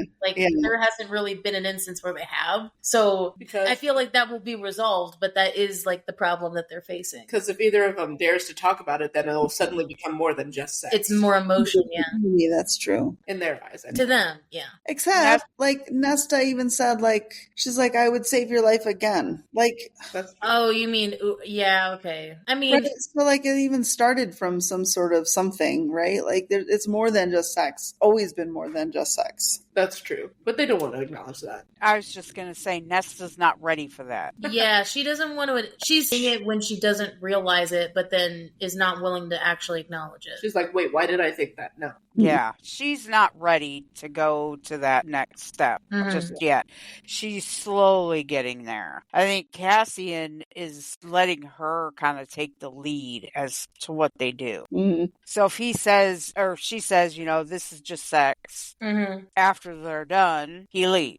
You know, but he's also thinking, he has thoughts after it too. They just don't do it together. Yeah. Because they're not ready. But, you know, each time they do it, it's more, they're getting there. They talk more. They talk more. But I'm telling you, after having that kind of sex, I wouldn't be talking much either. I'm sorry. It's like, yeah. So I guess my question is then, so what did you think of, I guess, where did you want to go with that? Were you going to ask them what they thought of that scene? Well, I was just going to mention my story. Oh, okay, go ahead. So, yes, the dining room scene. She sets them off under the table. So the graphic audio of that was the very first experience I ever had with ACOTAR. So when we were at school, I think we were down under No, 007. No, this was over the summer. Oh, no, we were in person when you shared it with me. I don't think so. Anyway, I believe that we were in person when she shared it with me because I'm like, what the fuck is this? It was over the phone. And she played this scene for me, the graphic audio scene of the dining room sucking dick. And I'm like, what is this? That I've never like heard like this outside of like movies or anything like that. And she's like, oh, it's a full cast production of this book series. I'm like, what book series? She's like, A Court of Thorns and Roses by Sarah J. Maas. And I'm like, oh, I've read Sarah J. Maas. It was like the Throne of Glass one, right? And she's like, yeah, there's actually this book too. And this happens. And I'm like, I don't know these characters, but I kind of want to. But like, so that's like the first experience I ever had with ACOTAR was her playing the dick sucking scene. Okay. The version of that. And somehow that led to us doing a podcast. And then she read ACOTAR and was like, where the fuck is this? And then was like, it wasn't in the first book. It was a fucking Fade to Black with Tamlin. I'm like, where's this graphic scene that I just heard? At the time, I didn't remember who the characters were because I didn't remember Cassian or Nesta, which I should have because it was in third point of view. But I had to make you wait till the fifth book for you to actually have each book. that I'm just scene. like, wait, I still didn't listen. I didn't read the dick sucking scene. Then when I finally got there, I'm like, oh. Good God. Okay. Yeah, that would make me want to listen to it too. Oh, Dude, I'm the best promoter for graphic audio. I'm just saying that. it makes me want to grab my phone right now and go to that section of the audiobook just to listen to that. I mean, I've listened to obviously other books involving, you know, that kind of stuff. And it's always different. You know what I mean? But this one is like the way she describes him, it's like, oh my goodness. You know, and I find myself too, and you guys can think I'm a pervert, and that's totally cool. But when we're out somewhere and I pick something up and it's like, I think, what the hell? How, you know what I mean? How big is two, you know, you got two hands. It's like, my hands are small. It's like, holy crap. How is that going to fit? You know?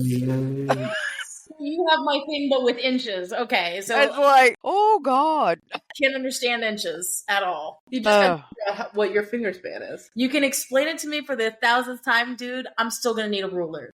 At least for me, from my thumb to my pinky is roughly 9 inches. Yeah, mine too. So that's what I use. It's like, that's a 9-inch. Also, 9 inches is really fucking huge. Yeah. And I don't know this. I do not know this. Yeah. That's okay. Don't get your hopes up, dude. It's extremely large. But yeah, you were gonna say something, Jenny. I can't remember what I was going to say. Talking about Cassian and the graphic audio listening. the graphic audio. Maybe. Oh, what I was going to say is like, Liesl, you like were saying like you'd seen stuff in like movies, but you don't see blowjobs in movies. You never see blowjobs in movies. Well, I think I meant like in the way of like hearing the things and like acted out and that kind of thing. But yeah, you're right. It's not blowjobs. Well, and to be fair, like the graphic audio isn't that graphic to where you hear lips smacking. Right. But it's like that would be kind of disturbing. I think John, dude, the fact that we also talked to him and I was just, I've heard you moan so much. I'm like, okay, hello. He's hot, by the way. I told him that story as well, and he's like, well, welcome, I guess. He laughed so hard. He's like, you did. I was like, yeah, I did. He apologized. He's like, I'm sorry.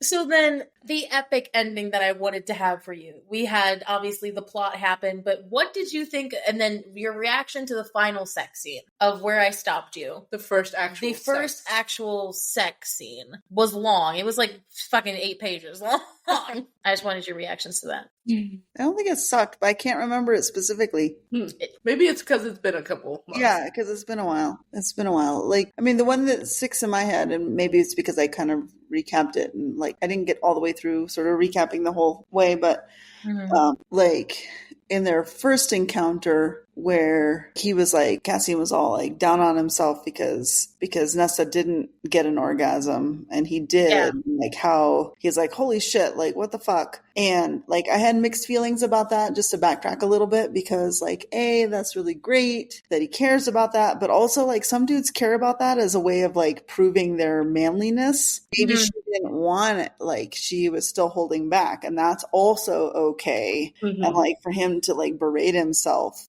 just in his own world, in his own mind, there was a possibility that she got exactly what she wanted out of that experience. So that's what I thought about their first, real sexual encounter. And also I just wanted to say, because I did listen to the episode where you guys like, is it hot or not that he came in his pants or not? It's true. Yes. So, like when Cassian is like, I'm like, baby. Well, yeah. That's true. Like that's definitely more of a young person thing. And I think when you're young and new, that is really hot. But I think as you get older and you like learn your body and learn how to be a partner to other people, it is kind of a lack of control. And so like for him to be upset with himself, it's probably also, I thought actually that like she wrote that pretty well, I thought, but it is kind of hot as long as that's not the end of it. Yeah. So you thought it was hot too, Mom? Oh, yes. Well, because Mom's not at that point listening. She's backtracking in our podcast. So that was a question that I had during it, Mom. I was like, as somebody who is not, experienced, like, I didn't know that was like a bad thing. Oh, that's showing that he's like so hot that he's that's uncontrolled, and that because that he's had so much sex, that the fact that he's like coming apart at the seams, just being with her was like was a compliment. Yes, and I'll go back to what I was saying about the power dynamics. Also, like she could totally be in control of that situation, where she because there is like this dynamic of like each partner, like a good sex partner reads the other, right? And so, like if she wanted her own experience, she could have controlled that, and she didn't. And so she brought him all the way to climax. And so like that's a power move on her part. And so when we talk about like the power dynamics and like us and Cassian and Nesta like figuring out what their power dynamic is, that's part of the play, is that she didn't give him a choice. Yeah. Okay. That's true. And so in that, it can be really hot if you're into that power dynamic. Good point. Also, like it can be hot for her in that way too, because of the power dynamic. And like I said, if that's all she wanted out of the experience, then that's great. It's only bad if she wanted more and he was like one and done and bye, see you later. Yeah. Right. But he returned. Exactly. That's my hot take. I mean, We love. in that situation with, I think of it more as like, here she is making this big, Illyrian soldier come in his pants like a teenager. And it's like, okay, she did that for him because she wanted to. Mm-hmm. And she wasn't expecting anything in Mm-hmm. return. Mm-hmm. And then he got upset, but that's like a guy thing. Mm-hmm. Yeah. Mm-hmm. You know, and it's like, dude, just chill. That's what she wanted. Get over it. You And had I mean, he did eventually, but it was like that whole thing was like, damn, that was hot too.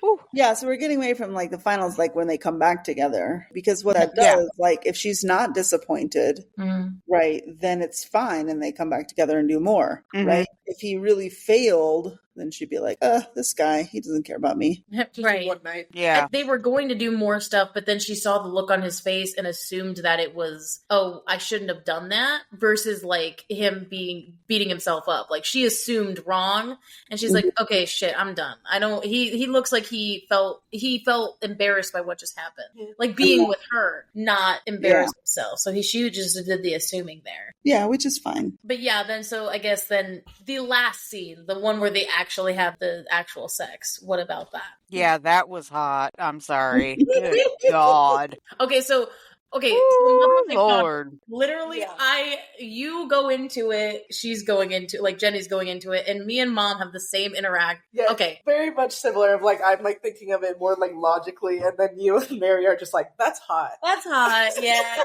like. Hell yeah, that was hot. Good God.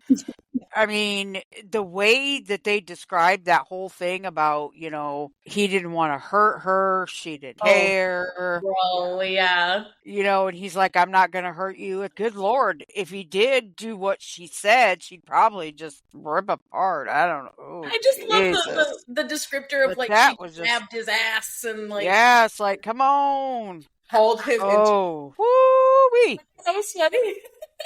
Yeah, that was just, I'm telling you, that was good. I like that. I mean, woo.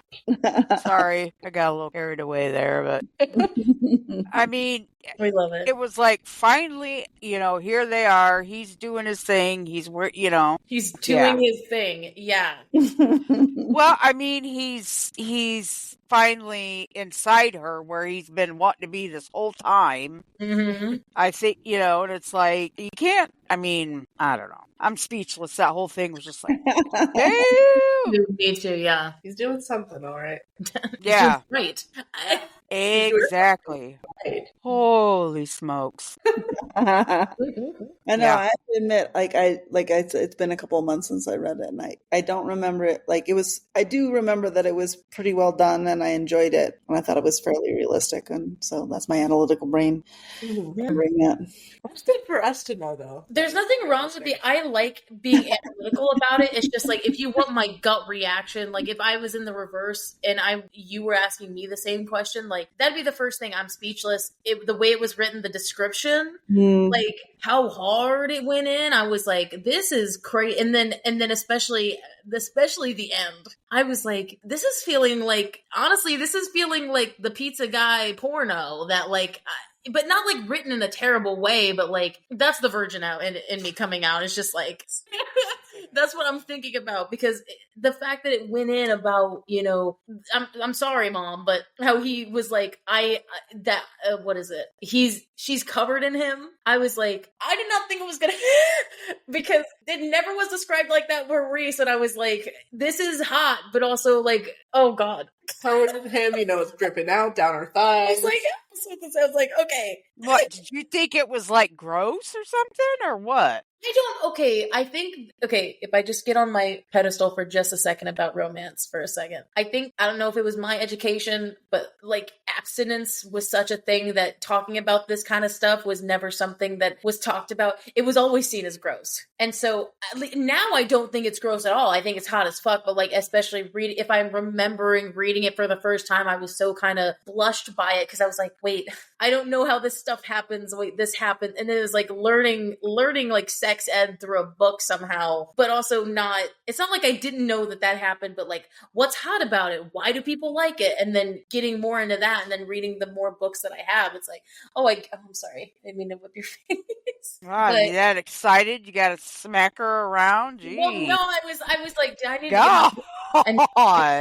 Head into it. You don't think this thought? Gotta smack you with hair. get my hair off my neck a little bit. I was like, but it's like, no, I didn't think it was gross, but I don't think I was prepared for how descriptive it could get, because it's like I've only ever seen that in like a porno, so I don't think I was ever like really reading it.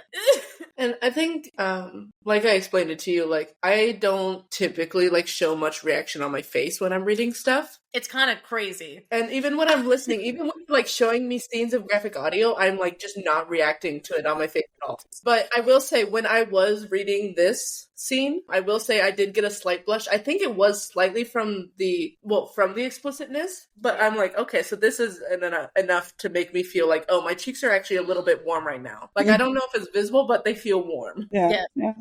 So here's the thing, like, sex is gross. Like, if you just like think about it as a not sexy experience, like, it's gross. There's so much like sweat and goo and sounds, and like it can be really gross. Mm-hmm. But what makes it not gross is obviously if you're like turned on, if you have some sort of connection with the person. I'm not saying like you have to like love the person. It's only good if you love the person. Like, you just have to be connected to the person and in like the moment or whatever. And then like it is what it is. But it's all like natural, right? And you're right, Tabby. Like, the sex ed that we give kids in school doesn't talk about all of that. It's very biological and like self-contained and test tubey and like.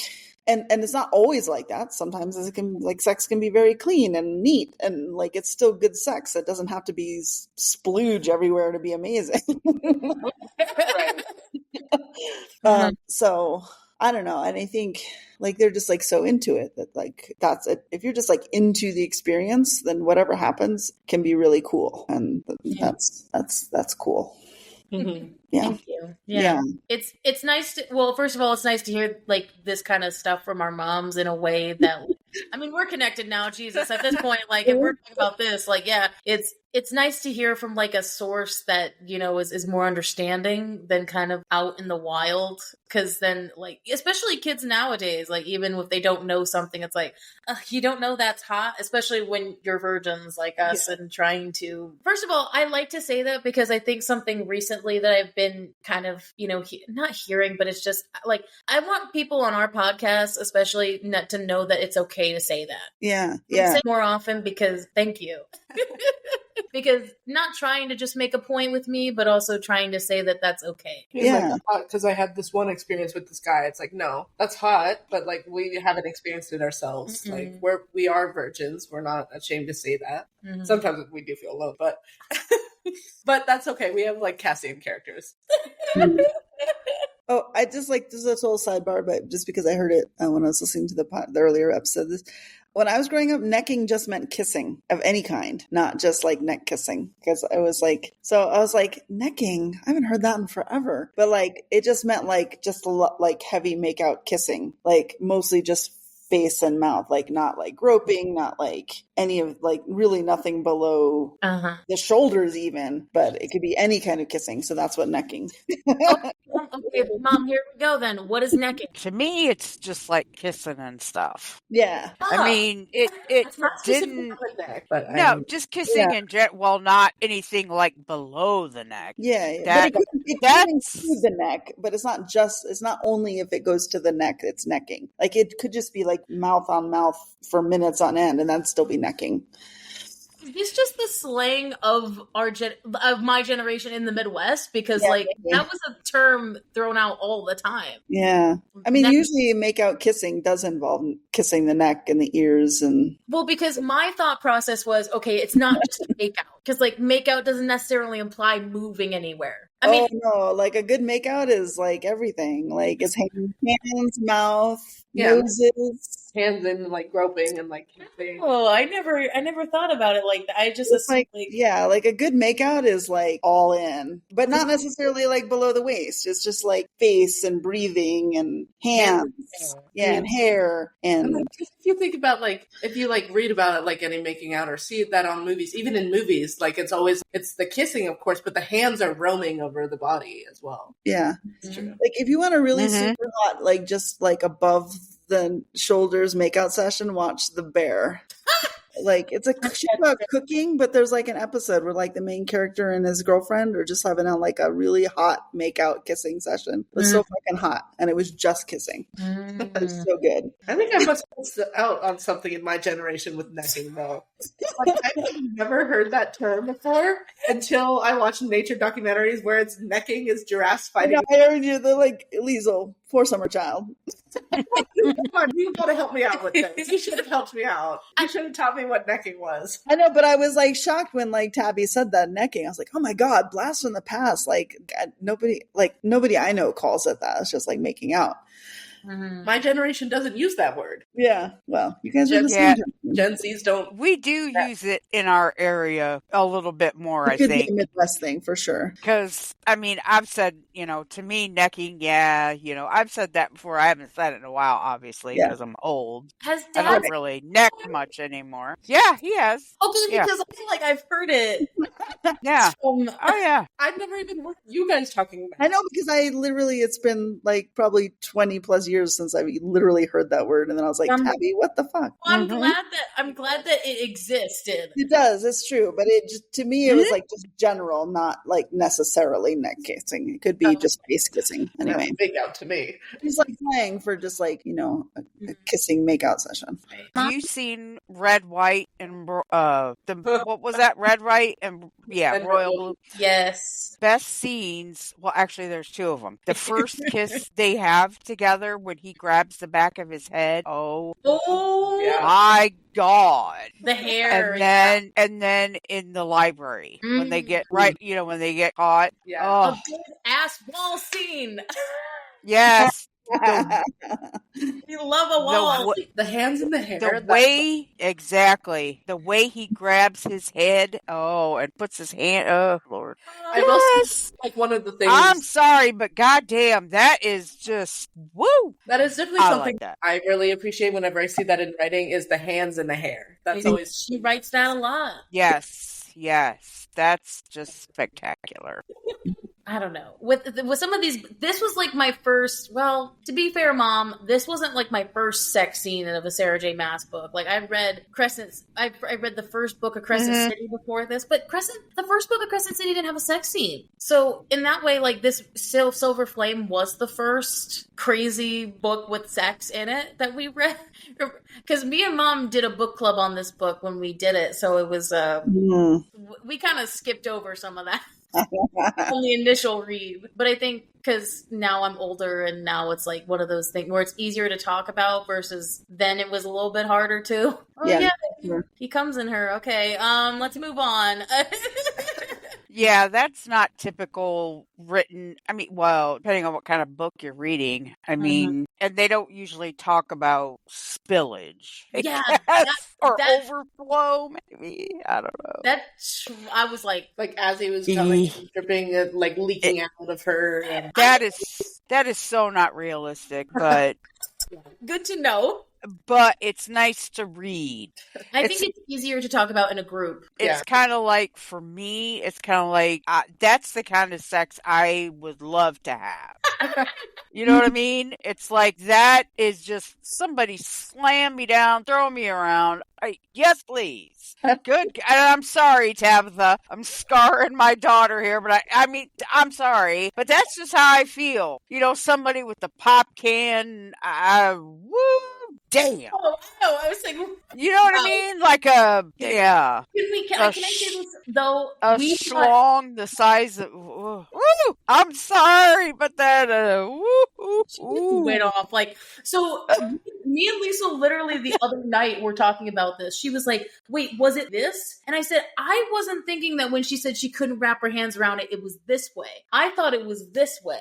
I thought it was lengthwise because, I didn't think it was width. Right, because I sent her a video of, romance readers or just romance readers. When they're reading, they're like acting scenes out or trying to figure out and process things. And so this woman was like, she's like, I have a can here. No, I can put my hands around that. Keep going bigger, keep going bigger. Fucking jar. She got like one of those like cheese puff jars and was, there we go. I can't put my how am I supposed to fit this in? Yep. And she's like, wait, what? I thought it was supposed to be like lengthwise, like couldn't fit both hands lengthwise. And then there was like a section at the end where she couldn't grab it. I wasn't thinking this way. I was like, I don't think that's possible. Yeah. Like, I think it was this way. Unless she couldn't like get her fingers touching. Yeah, unless it was like one hand Like, like that. Like that's realistic. rather than both hands together. Yeah. She can't. It's like that.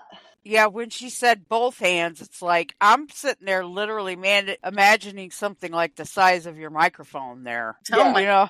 Yeah, no. You know what I mean? It's like, damn. Why did I really want to just go and do it? Grab it.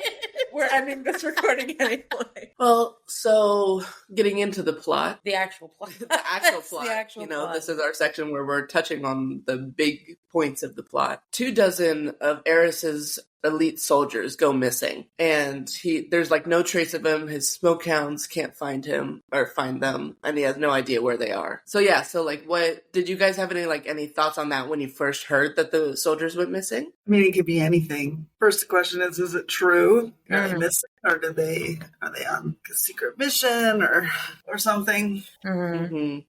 Yeah. I had a couple thoughts. At first, I thought, well, maybe his dad figured out what he was doing and took the soldiers and hid them from him. Mm. And then I thought, well, yeah, really, are they missing? How much can you trust this guy? I still don't like him. Mm-hmm. And then my third thought was like, okay, so here we have our unknown bad person that took them and did something to them. Yeah. Mm-hmm. Yeah. Was it that queen and the post, whatever that guy's name is? Coachess, whatever. Coach J. Coche. That's about as close as I'm Good going to enough. get. Good enough. That was what I was thinking. Well, I like how it was set up right from the get-go as kind of a mystery of the can trust Eris variety, but also the who did it, who done it. Yeah. Like, it's not like a full murder mystery because obviously, well, we don't know if they're all dead, but well, some of them obviously are by the end. But like, it was cool. I liked that. I liked that initial set. It wasn't like a huge big thing at the beginning. It was very much like, yeah, so this happened, and then later as you go on, it's like, are they connected? Mm-hmm. Maybe. I don't know. Yeah. Right. And it's just like, it was like just a little of like, oh, by the way, 2 dozen of my soldiers are missing. Mm-hmm. We'll have to start thinking about that. That might end up being concerning. Because it could have been anybody. It could have, like they said, it could have been Baron. It could have been the third party threat, and it could have been him lying. Like, you don't know because he's not set up in a good way. Yeah, Where like, where's the proof that it's saying? where he's 100% trustworthy. Yeah. Right. Is he sending Cassian on a wild goose chase? We'll get him stuck in a predicament? I don't know. Right. I like how it's set up that way. But then they're really not doing much about it. They're just like, oh, that's kind of hovering there. It's just there. It's just there. And then we kind of mentioned this earlier with maybe the queen being the big bad. We've got Queen Brialyn, and she's over on the continent. We don't really know too much about her and what's going on with her. And then we learn about this new trio of dreadful magical items called the Dread Trove. The Dread Trove. Yeah. And that's the harp, the mask, and the crown. So what did you think about Queen Brialyn and then this new Dread Trove that we're learning about? So the thing that I keep thinking about is like, so this trove's hasn't been heard of in 10,000 years or something like that, and it's like so dumb. Like, they still know about it, but they like, but it's been 10,000 years. Mm-hmm. I was waiting for that. I mean, it's like they plot armor over it in the sense of and then I think it's like, all right, how do I say? I guess she explains it in a good enough way where I'm like, oh, it makes sense why they don't know about it, because it was like, it's also sentient, and so it was hiding itself until, the time comes along, a very Fate-esque, until the right knight in armor comes along for it to all of a sudden appear again. Yeah. Yeah, well, and they haven't really had anybody like Nesta with her power. I mean, not too many people have gone around and get dipped in the cauldron. You know? I don't think that was like a big thing going on. So it's like, okay. So after they started talking about it, I'm like, these things are pretty cool. You know? It's like a mask that can, right? You can give you power over the dead. Holy crap. Yeah, this is going to fall into the wrong hands for sure. They don't want her to get it. Yeah. Any of that stuff. But yeah, Jenny, I kind of agree with you. It's like, yeah, here we go. We bring up this, ancient thing that no one's heard about. And it's like, yeah. But I mean, I kind of liked it. It was like, okay, so now we kind of get an idea of Nesta's purpose, what she's going to be doing. I like how it added the initial. I like how even Sarah in her own writing will be. I think she was in place of Feyre during that big lore dump that Amryn gave, where she's like, "So why didn't we use this shit when we were up against the war last time?" Right? Well, to be fair, I guess it's explained that nobody could use this, or especially because at the end when they explain it, whoever dons the mask can never take it off. You're just forever like that and then have to get beheaded. There's a price to the magic. It's not just anybody can wear it and easily take it off. They were even surprised that Nesta could take it off, which again, I said in our episode, but I was a little bit surprised that they were surprised that she could just easily take it off, because I was like, that's what you said. You said that this trove can't be used to hurt her, but also unused against her, but also she could use it. So yeah. I thought no strings attached, she'd be able to use it with no problem. But I guess I agree. She's powerful enough that it won't control her like it did the other people. Mm-hmm. What are your thoughts on Queen Braylon herself? Because again, like I said, we don't really get too much on her. We did mention a little bit about how you guys thought that the rest of the queens might be dead or disappeared. You don't know really about that. But just from what we've heard so far, what are your thoughts on the queen? Well, she's kind of like a classic baddie, ambitious but stupid. Mm-hmm. Still. Yeah. The fact that she would just go into the cauldron and then of course it didn't work out. Mm-hmm. I don't know, just a classic baddie. Mm-hmm. Vendetta, jealous plot line. Oh yeah, she's definitely pissed because Nesta messed it up for her. Mm-hmm. And now she's this old hag or crone or whatever they say in there. She is thinking she's got her chance at being, fae and more or less, not immortal, but close to it. Mm-hmm. And young forever, and now she's this, when I think of what they said about her, I think of in Snow White, when she turns into the old hag to give her the fruit. That's kind of what I'm picturing this lady as in my head. Mm-hmm. So it's of course she's going to be pissed, and she's going to want to find Nesta. Yeah. Because they all know something happened when Nesta went in the cauldron, because, they all felt it. Mm-hmm. So, yeah, I'm just thinking she's vengeful and definitely evil. Jenny, did you have something? I didn't want to talk over you. Yeah, just gonna repeat, but that kind of person who feels hard done by, just to be almost kind of like the evil queen herself in a way. She's like, I'm the fairest. Yeah, I'm the fairest of them all. Actually, you died on a cliff. Yeah. I think what's interesting about her, and I think what is kind of the thematic of her, is that, well, first of all, my thought is she would have got turned regardless of whether Nesta took anything out of the cauldron or not. They're trying to say that cause and effect here, that because Nesta took the power, that the cauldron fought back and was no, that it didn't work because she took her power. That's why she's blaming Nesta for that because she took her power. But I'm sitting here I think the cauldron would have done it regardless of whether or not it took power from her or not, because she's going in willingly, and I don't think the cauldron likes the power play there. I thought it would have happened anyway. Dude, I was totally just thinking of if the cauldron was a cup of coffee or a cup of tea, and then you drink some of it, you drink some of it, you drink 2 big gulps, and then you get down to the dregs, and it's all bitter down there.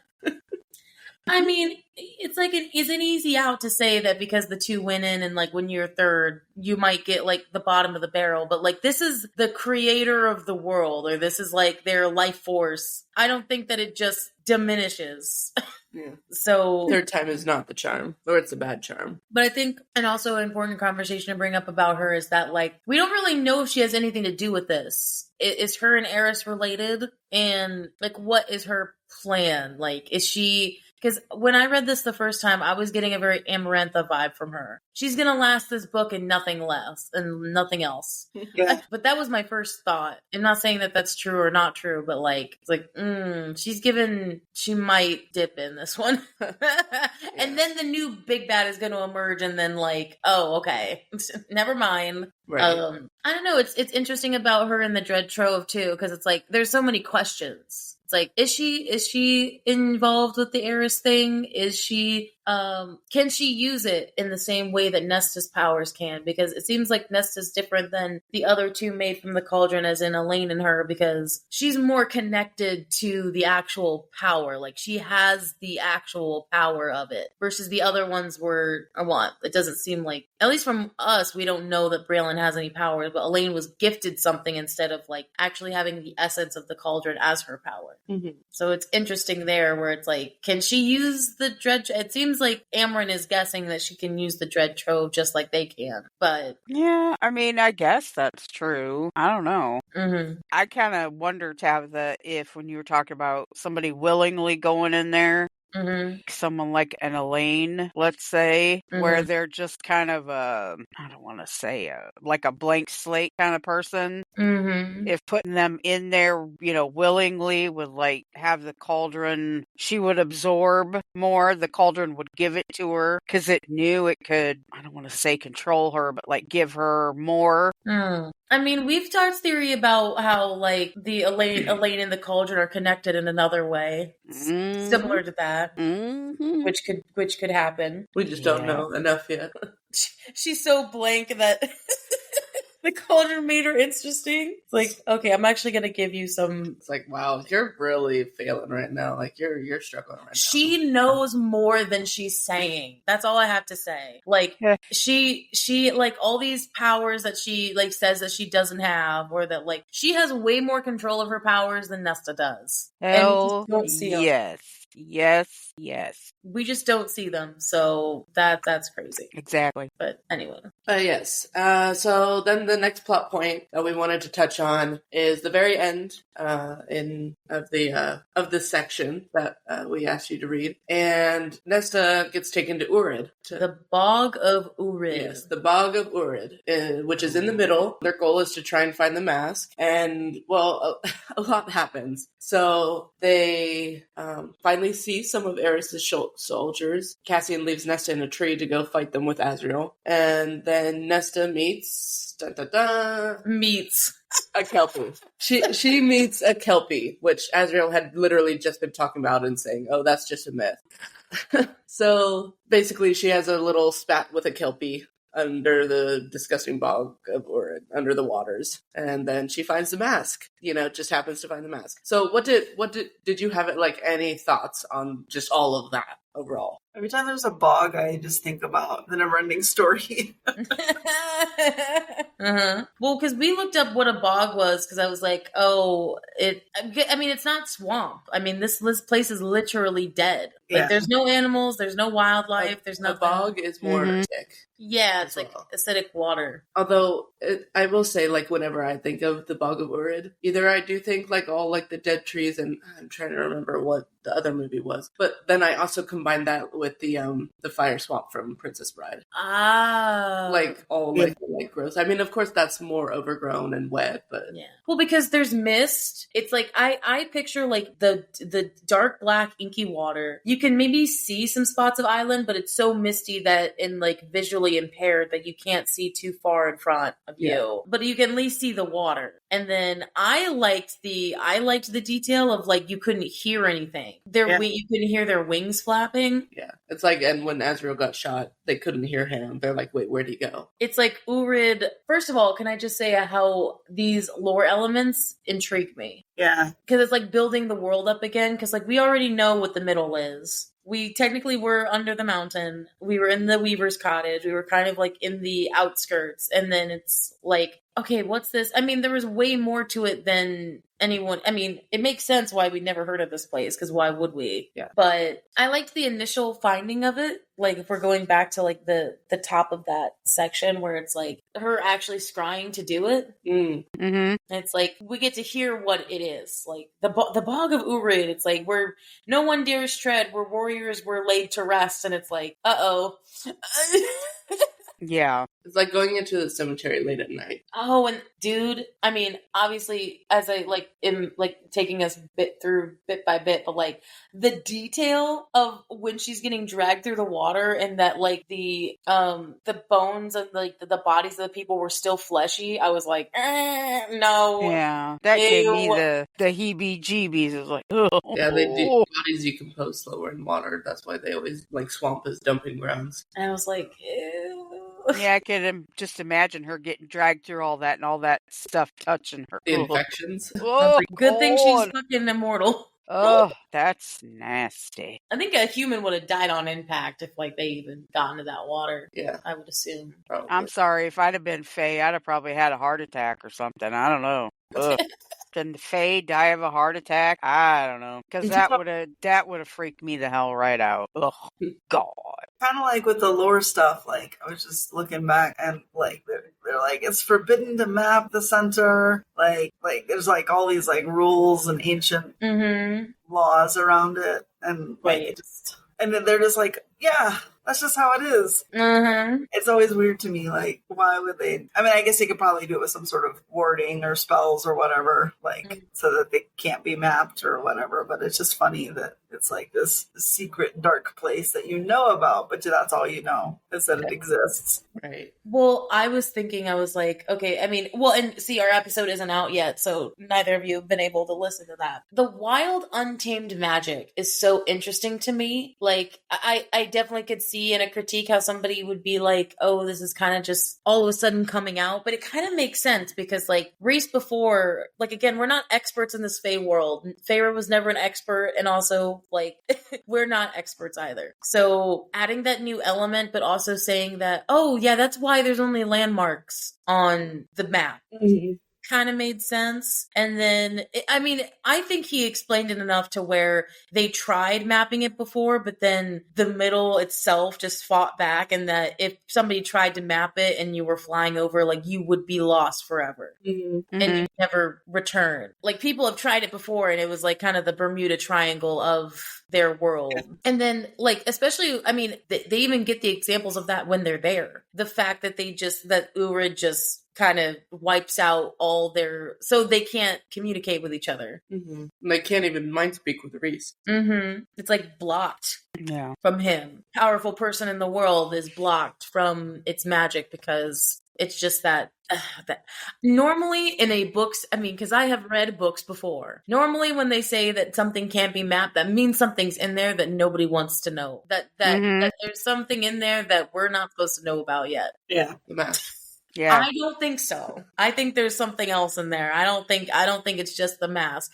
I think there's like a SJM world ending event that is there. And I just can't put my finger on it of where it is. If it's under the mountain, because oh my God, I get so hype about this shit, is that they talk about the waterways under the mountain into the bog. And I'm like, dude, under the mountain is the epicenter of everything. There's something under that mountain and I don't know what it is. I want to know. And it's like, that's the fucking epicenter, and there's something there. And I just can't, I can't put my finger on it. It's Poseidon, the ancient weapon. So I don't know, but I get hype about that. Anytime I hear secret waterways in an SJM world, I'm like, Mom, you know what I'm talking about. Yeah. Yeah. You hear, as you guys are kind of green to this series, like there's a level of like, you hear secret waterway and it's like, blow my mind. Yeah. When I was reading it, I was like, okay, so this place is like an underwater prison. Where, they go to dump certain things that just, that land was so tainted that, they just, put people or beings or whatever in there that should just stay. Yeah. Like something happened there, however many years ago to destroy or, have some kind of negative impact on that whole area. Yeah, because we were talking about it in our episode. We were like, did this place used to be beautiful once? Because it almost looked like it, like when it was described that it did have like flowers at some point, that they were like dead stems. It's like, okay, I couldn't imagine flowers being grown here or something. Yeah. And it's like, I think that's the cause and effect there. Was it the mask being put in there that made it like that? It's like the idea that, is it one before it's the chicken and the egg? Was it already tainted? Or did the mask being put in there, like, because they describe it as evil things are drawn to the bog, and that's why like those things live in there. And it's like, okay, did the mask do that, or did another event happen?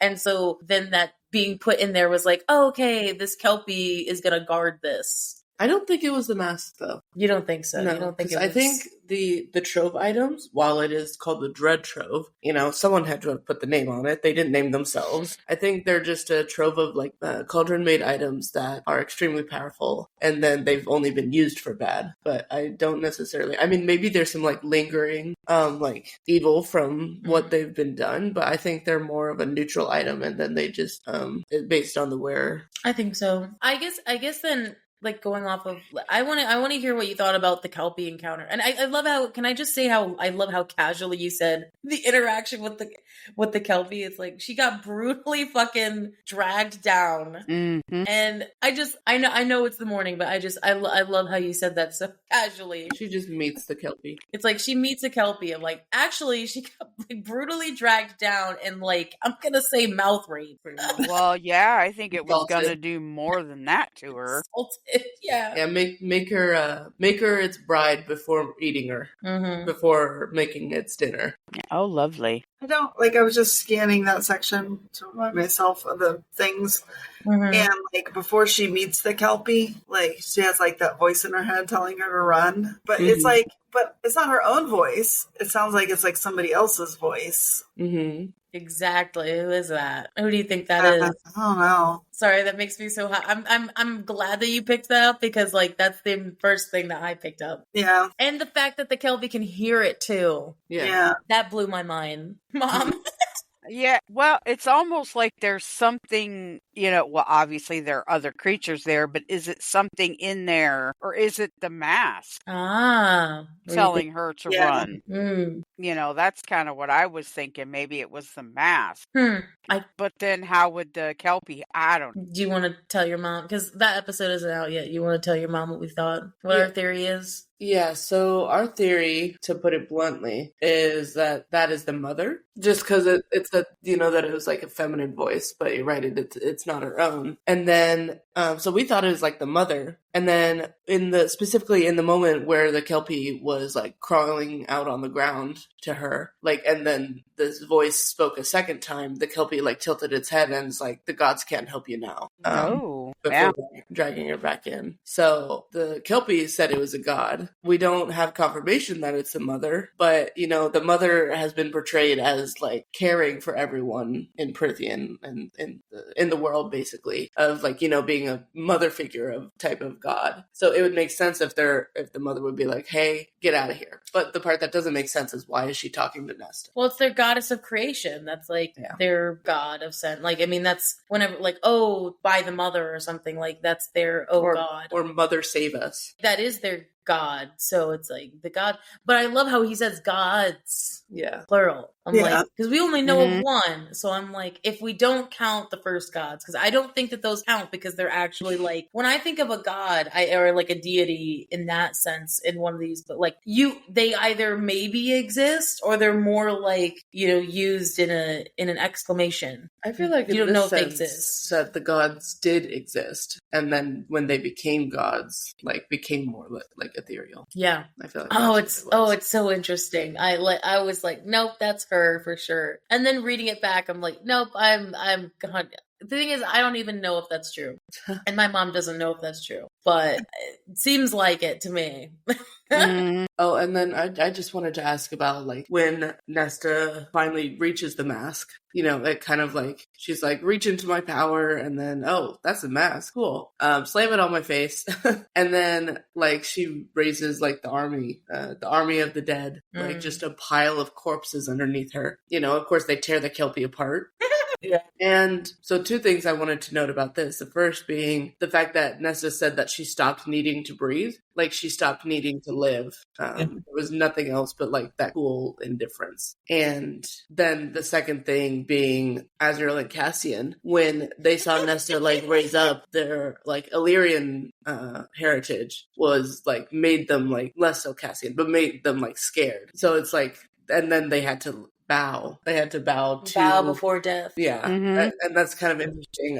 Nesta became like Lady Death. I mean, I know that Rhys had already said that Nesta's power was pure death, but now like we're seeing it with the mask of like this is Lady Death now because she controls the dead. So what did you think about like her putting like the mask on and the fact that like such primal creatures as Illyrians had to bow before it? I mean, thinking about how like she didn't need to breathe anymore. I mean, like she becomes dead, right? Like, you know, so there's no breathing. She just is part of the death realm. And then the other thing that I think about is like now there's sort of this idea with Crochet and everything, like the idea of the death gods, like this is, you know, death god power. And interesting that it was underwater. I don't know. That's just where my mind goes.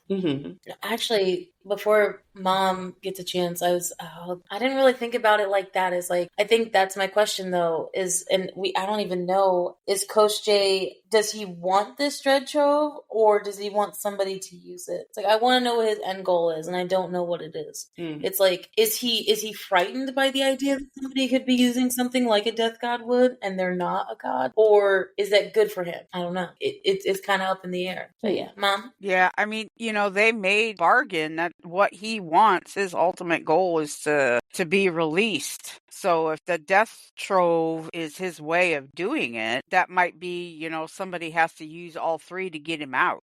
Oh, you're referencing to like him and Briellen working together. Yeah.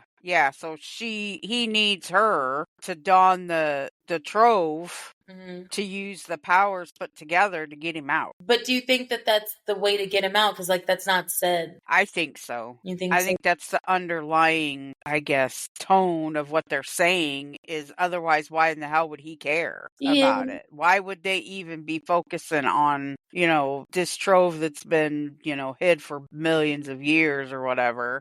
Why would they care now? Unless it has something to do with him and him getting out. I mean, that's what makes sense to me. Granted, I know it just makes sense, but I mean, that's kind of what I took it as. It's like, okay, so he needs this to get out, and he doesn't care what it does to her. You know, once he's out, he doesn't care. I mean, I don't necessarily have any thoughts about it, so like, I agree. It totally could be that. I mean, yeah, obviously it has some meaning getting the 3 together. So I'm assuming at this point that it's getting him out. That's why he wants it. Right. I also think that was just an epic scene. Oh my God, yeah. The way that was written, holy moly. Yeah, I liked the fact that Cassian, like Azrael was like struggling when the power got thrown at him in that big wave, but Cassian just stood there and it didn't really affect him. And he's like, you know, I've walked beside death my whole life. And it's like, I don't know, that adds a romantic element to it that I didn't, that is just so cute because it's like, he's not afraid of her power necessarily. And I think that's really what happens at the end, and what's a big theme in the next part of this book is that the Dread Trove I think this is what makes me actually like Nesta as a character, is that she's that typical ingenue of that, in this way of she could have all the power in the world, but she doesn't want it. And I think that that makes her a little bit more likable for me, that she realized how easy that power was. And she's like, nope, don't want that. This thing needs to be destroyed. But that's not going to happen. Shit. Well, I don't want to be near it at all. Well, actually, you have the only power to seal it away now. Oh, it's so interesting. So what I want to know is why Eris's soldiers happened to be in that same spot, like at that exact time. I mean, that's the way books are, but like, I mean, so there's the in that last in 37, they're down under the Hewn City, interrogating 2 of the soldiers, because mind you, Cassian and Azrael killed 10 of the 12 that were there, and so there's 2 soldiers left, and they just can't figure out. It's like, looks like they're like not all there in their heads. They're just like staring straight. They're not reacting to any of Azrael's torturing, and it's like, it seems like something did happen to them. Mm-hmm. And yeah, because we haven't released the episode, I'll say our theory, like, maybe was that, or something I mentioned was that maybe they were in the Bog of Urid the whole time, like, because it had been a couple weeks since they'd gone missing. So it's like, oh, were they in the bog the whole time? Did that do something to their minds? We don't know. And then my thing was, I was like, but with how treacherous they say that place is, I don't think they would have survived that long. No.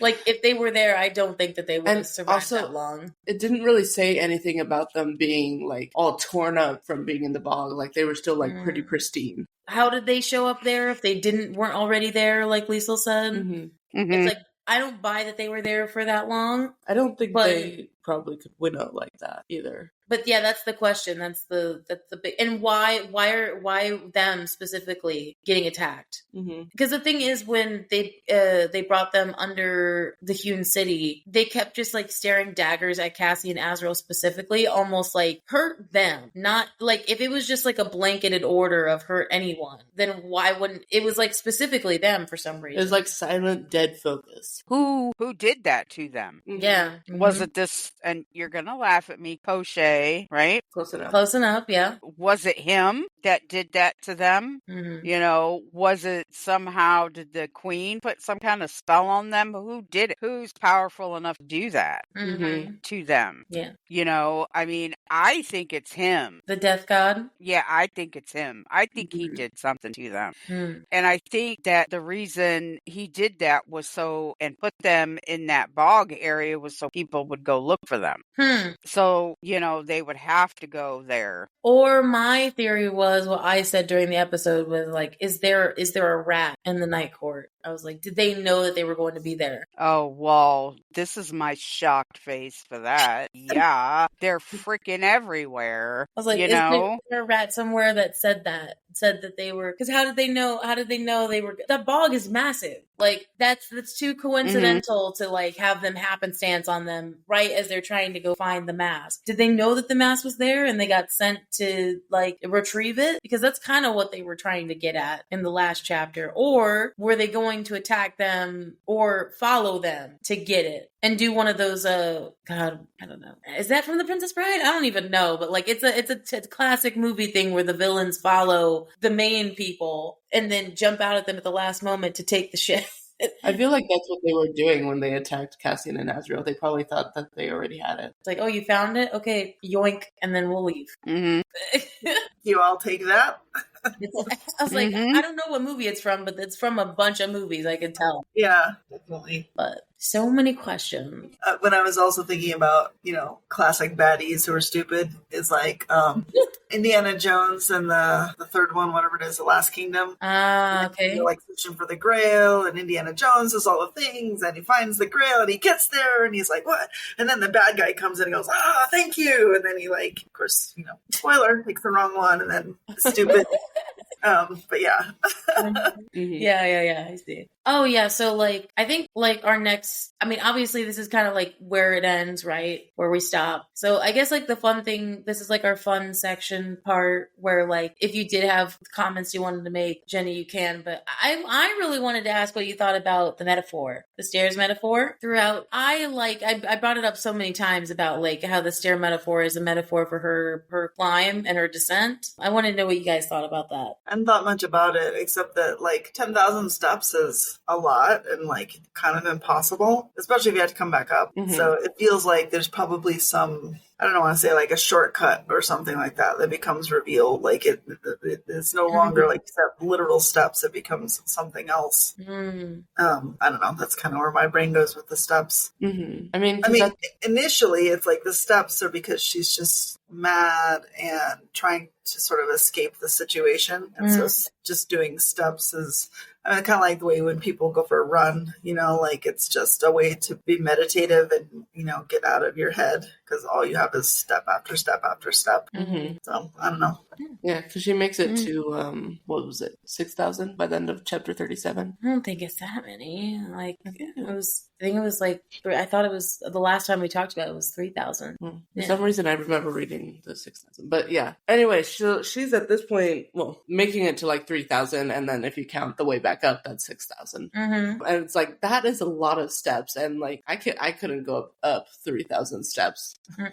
So yeah, it definitely is a huge amount and much increased from the couple hundred that she started with. Mm-hmm. So. I took the steps as her healing journey and her self-improvement. Mm-hmm. So it's like, yeah, I can only go down, for me personally, be like 3 or 4, and then that'd be about it for me. But I mean, the farther she makes it, she's starting to heal, she's starting to better herself, she's getting there. Mm-hmm. So it's like, to me, the 10,000 steps represent, if she can make it to the bottom and back up, then I don't want to say fully healed, but she's doing a hell of a lot better. It's a direct correlation to her process. You know what I mean? Yeah. Like every time, like she'll make it, because there was at one point where she was like doing really well, and then she kind of had a dip when it came to the priestesses not wanting to join, and then she went less. Like she was doing more, and then all of a sudden it went down again. And it's like, it's a direct correlation to how she also feels about her circumstance. It's like, okay, I thought I was making progress, and then it's like, it doesn't feel like I was making any, so she didn't do as many. Mm-hmm. And then,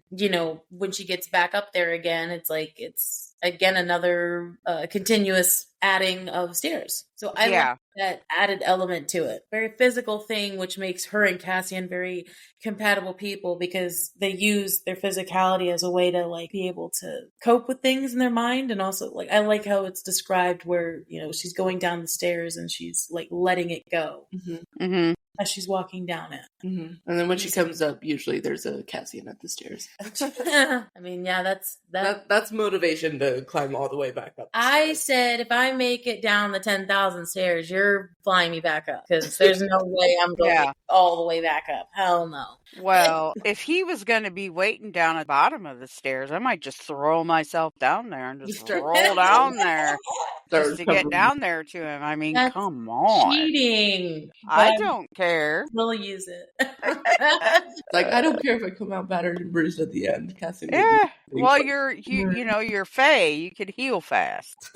Well, she did say that one time when she fell down the stairs that, like, if she was human, it would have killed her. Yeah. And I was like, I appreciate that level of detail. Of like that showed me like how bad it was. Yeah. Mm-hmm. Because I'm like, oh, okay. So if I fell down it, okay, I'd be gone. All right. I'd be dead. So it was probably pretty bad. Exactly. Yep. I can't imagine falling down so many stairs. That gives me like Kung Fu Panda vibes of bouncing down the stairs. And like vertigo. I'm Yeah. like, oh God. Yeah. So first of all, like, what a way to end this first section. I had to do that to you guys, but also it's the only really good place, because right after this it gets into it again. It's like physically the like halfway point, but it's also the best place to end. Mm-hmm.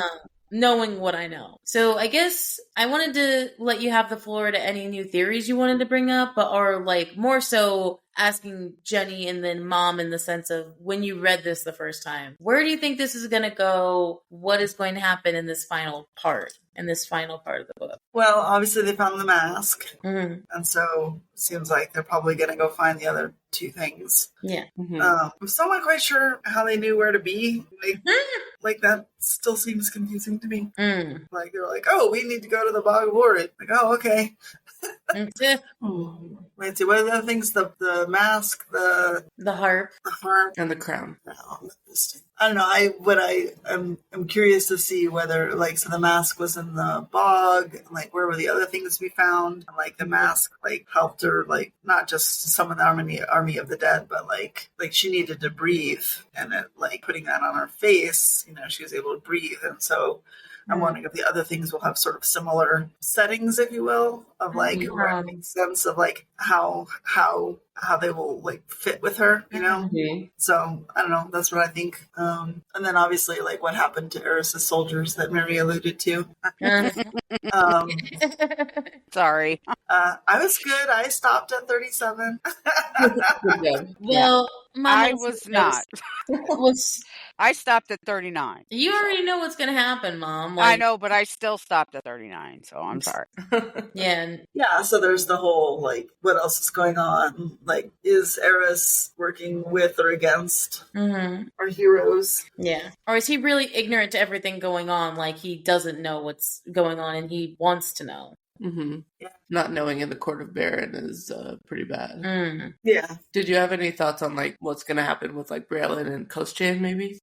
Well, what's interesting is so Sarah J. Maas brings in like all of these, you know, mythological characters, you know, so like, you know, it like draws on the whole fantasy and folklore lore, if you will. Yeah. And so Koshe is a Slavic character. And I've actually read several books where Koshe is a character. And the thing about him is he's always trapped. And uses women to temporarily get untrapped with sex. Yes. So it will be interesting to see like how that particular thing plays out here. I remember looking that up as well. Like when we first got introduced as to the name of it, I'm like, that seems I've heard like, it before. kind of like Russian, kind of that area. And then I looked it up and it was like, oh yeah, that's a character like kind of related to death a lot, and then enslaves women. Yeah, Which makes That's sense. checking out. and also like he transfers his power into things. Like containers and stuff like that. So that'll be interesting. If you want a book recommendation, the best one I read was called Deathless, actually. And that one was it was pretty wild, but I think really well written, like some amazing imagery and very woman centric, like the main character's a woman.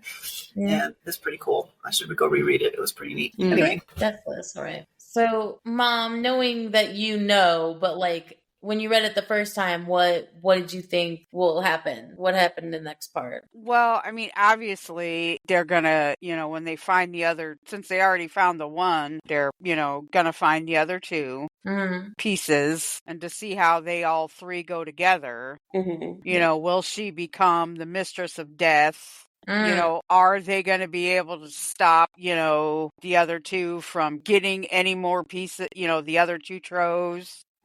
Are they going to be able to stop all that? And then once they finally do get all three and they put them together, you know, what is that going to mean for the book, you know, the characters overall? You know, what's going to happen to them? Is Nesta going to get sucked away? You know, is she going to turn into death herself and just, you know, is she going to be trapped somewhere? And and obviously, you know, I was thinking about her and Cassian and their relationship, which it does make sense. Like you said, Tabitha, Cassian walks with death as a general every day. So, of course, he's not going to be afraid of her. Yeah. It's kind of like they were meant to be together. Yes.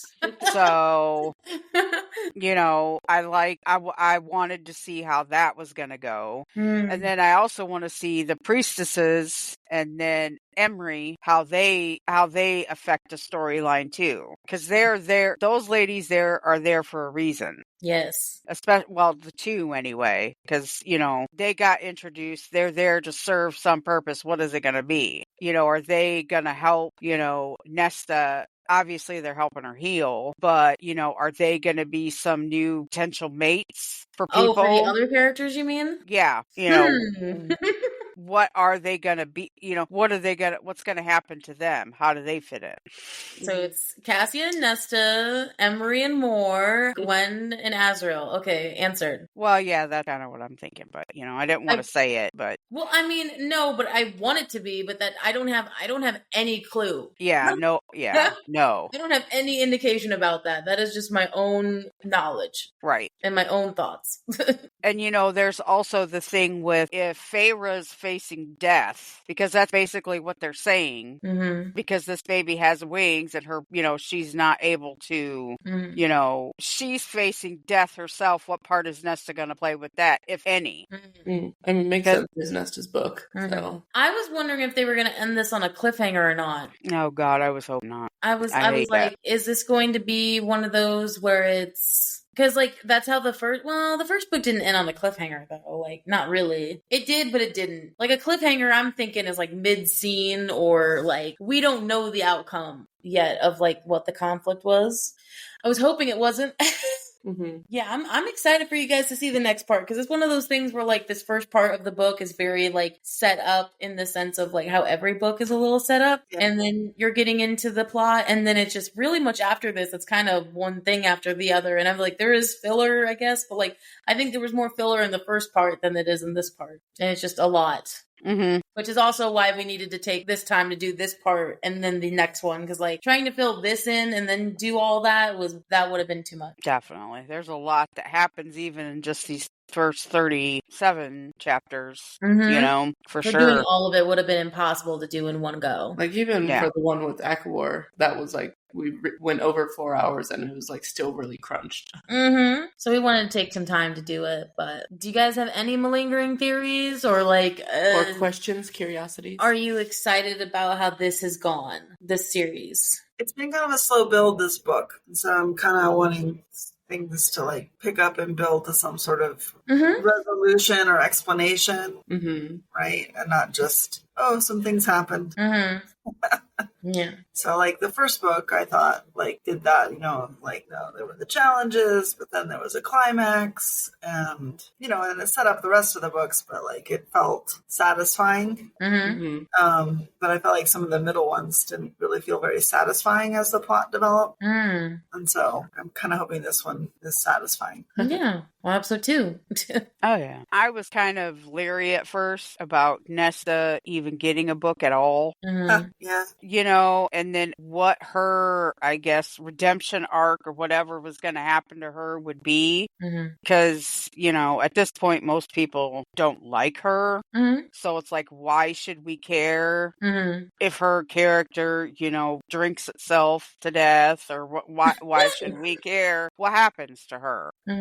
I mean, you could always tell there was something underlying with her, but it's do you really want to know? But then it's as I started reading it, it's okay, well, maybe she's not as bad as I initially thought she was going to be. I still don't like her, but I mean, it's kind of interesting to see, and it's how far will she go? What is redemption going to be? And I was, and it's obviously you could tell from one of the other first books after Cassian and her first have their first, meeting, that there's something there with them two. Yes. I mean, that's undeniable right away. So it's you kind of just, I hate to say assume, but that they were going to end up together. Yeah. And kind of, that's kind of how, I thought it was going to be. It's okay, so how is this going to play out? Because I really didn't want to see Cassian with her. I really didn't. Because I just didn't. No, it's just wild, because I feel I don't know if this is an age difference thing, or I don't know if it's I don't want to say, God, how do I say this in the nicest way without just calling you old and jaded? I am old and jaded, so you don't have to be nice about it. You're just stating a fact, dude. Maybe it's the young perspective, but it's I guess I don't hate her. And I mean, I definitely didn't like her beforehand, but I mean, this book definitely makes, and I'm not going to shy away from that. This book definitely makes me like her more. And the way it's framed. And so I guess I'm not saying that you're wrong about that. I'm just saying it's funny to me just how drastically I feel different than that. Yeah. By the end of the book, I will say this, I don't like her less. But I still don't like her. So I think that's the part for me that I'm kind of, I mean, I shouldn't be surprised that y'all don't like her still. I don't think that surprises me. But I think, I don't know if it's I don't really know what it is. I don't know if it's a young person, because I feel like more younger people are just liking her more. Oh, I mean, I can see it, why people like her. I can see it. I just don't. In some ways, before this book, she was kind of like Tamlin to me. I could care less what happened to her. Because But of what she did beforehand. But now it's kind of like, she's kind of got a part in the story, in Favor's story, and the whole story overall. So we kind of have to listen and read about her. But I mean, I guess my answer to that is like, I guess my quick explanation of why is that, like, I think she's a representation of, like, you're not forever damned. Like, you could have done some, like, bad things in your past, but, you can never make up for those things, and you can still be terrible, like, you in those moments. But, like, I don't know, changing, or not just like changing personality. Like, she's always been that way, but like the way she is with Gwen and Emery is like very much, I feel like, who she really is. Yeah, she's letting her guard down. She's bitchy, but she's not like a very welcoming person. But I was like, I can give you plenty of examples of friends that are not really welcoming, but that, like, to the normal general public, but like to around us are fine. I don't know.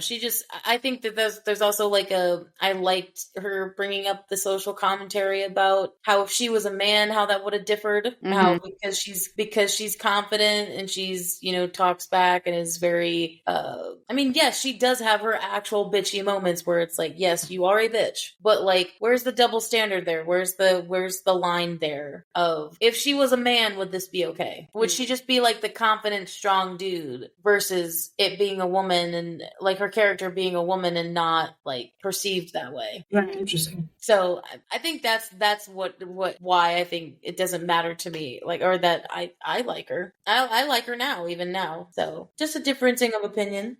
But oh yeah, one more real quick thing. What does the Valkyrie thing got to do? Is that going to have any effect on her in the future? Because it's like, they subtly bring up, Gwen studying about Valkyries and stuff, and how they're, starting to use some of the meditation that she's learning. Is that going to have some kind of effect? Because usually when she brings up something, it means something. Yeah. So is it going to mean anything? Is it just, one of those factoids that they throw out? It's like, there used to be Valkyries, and that's it.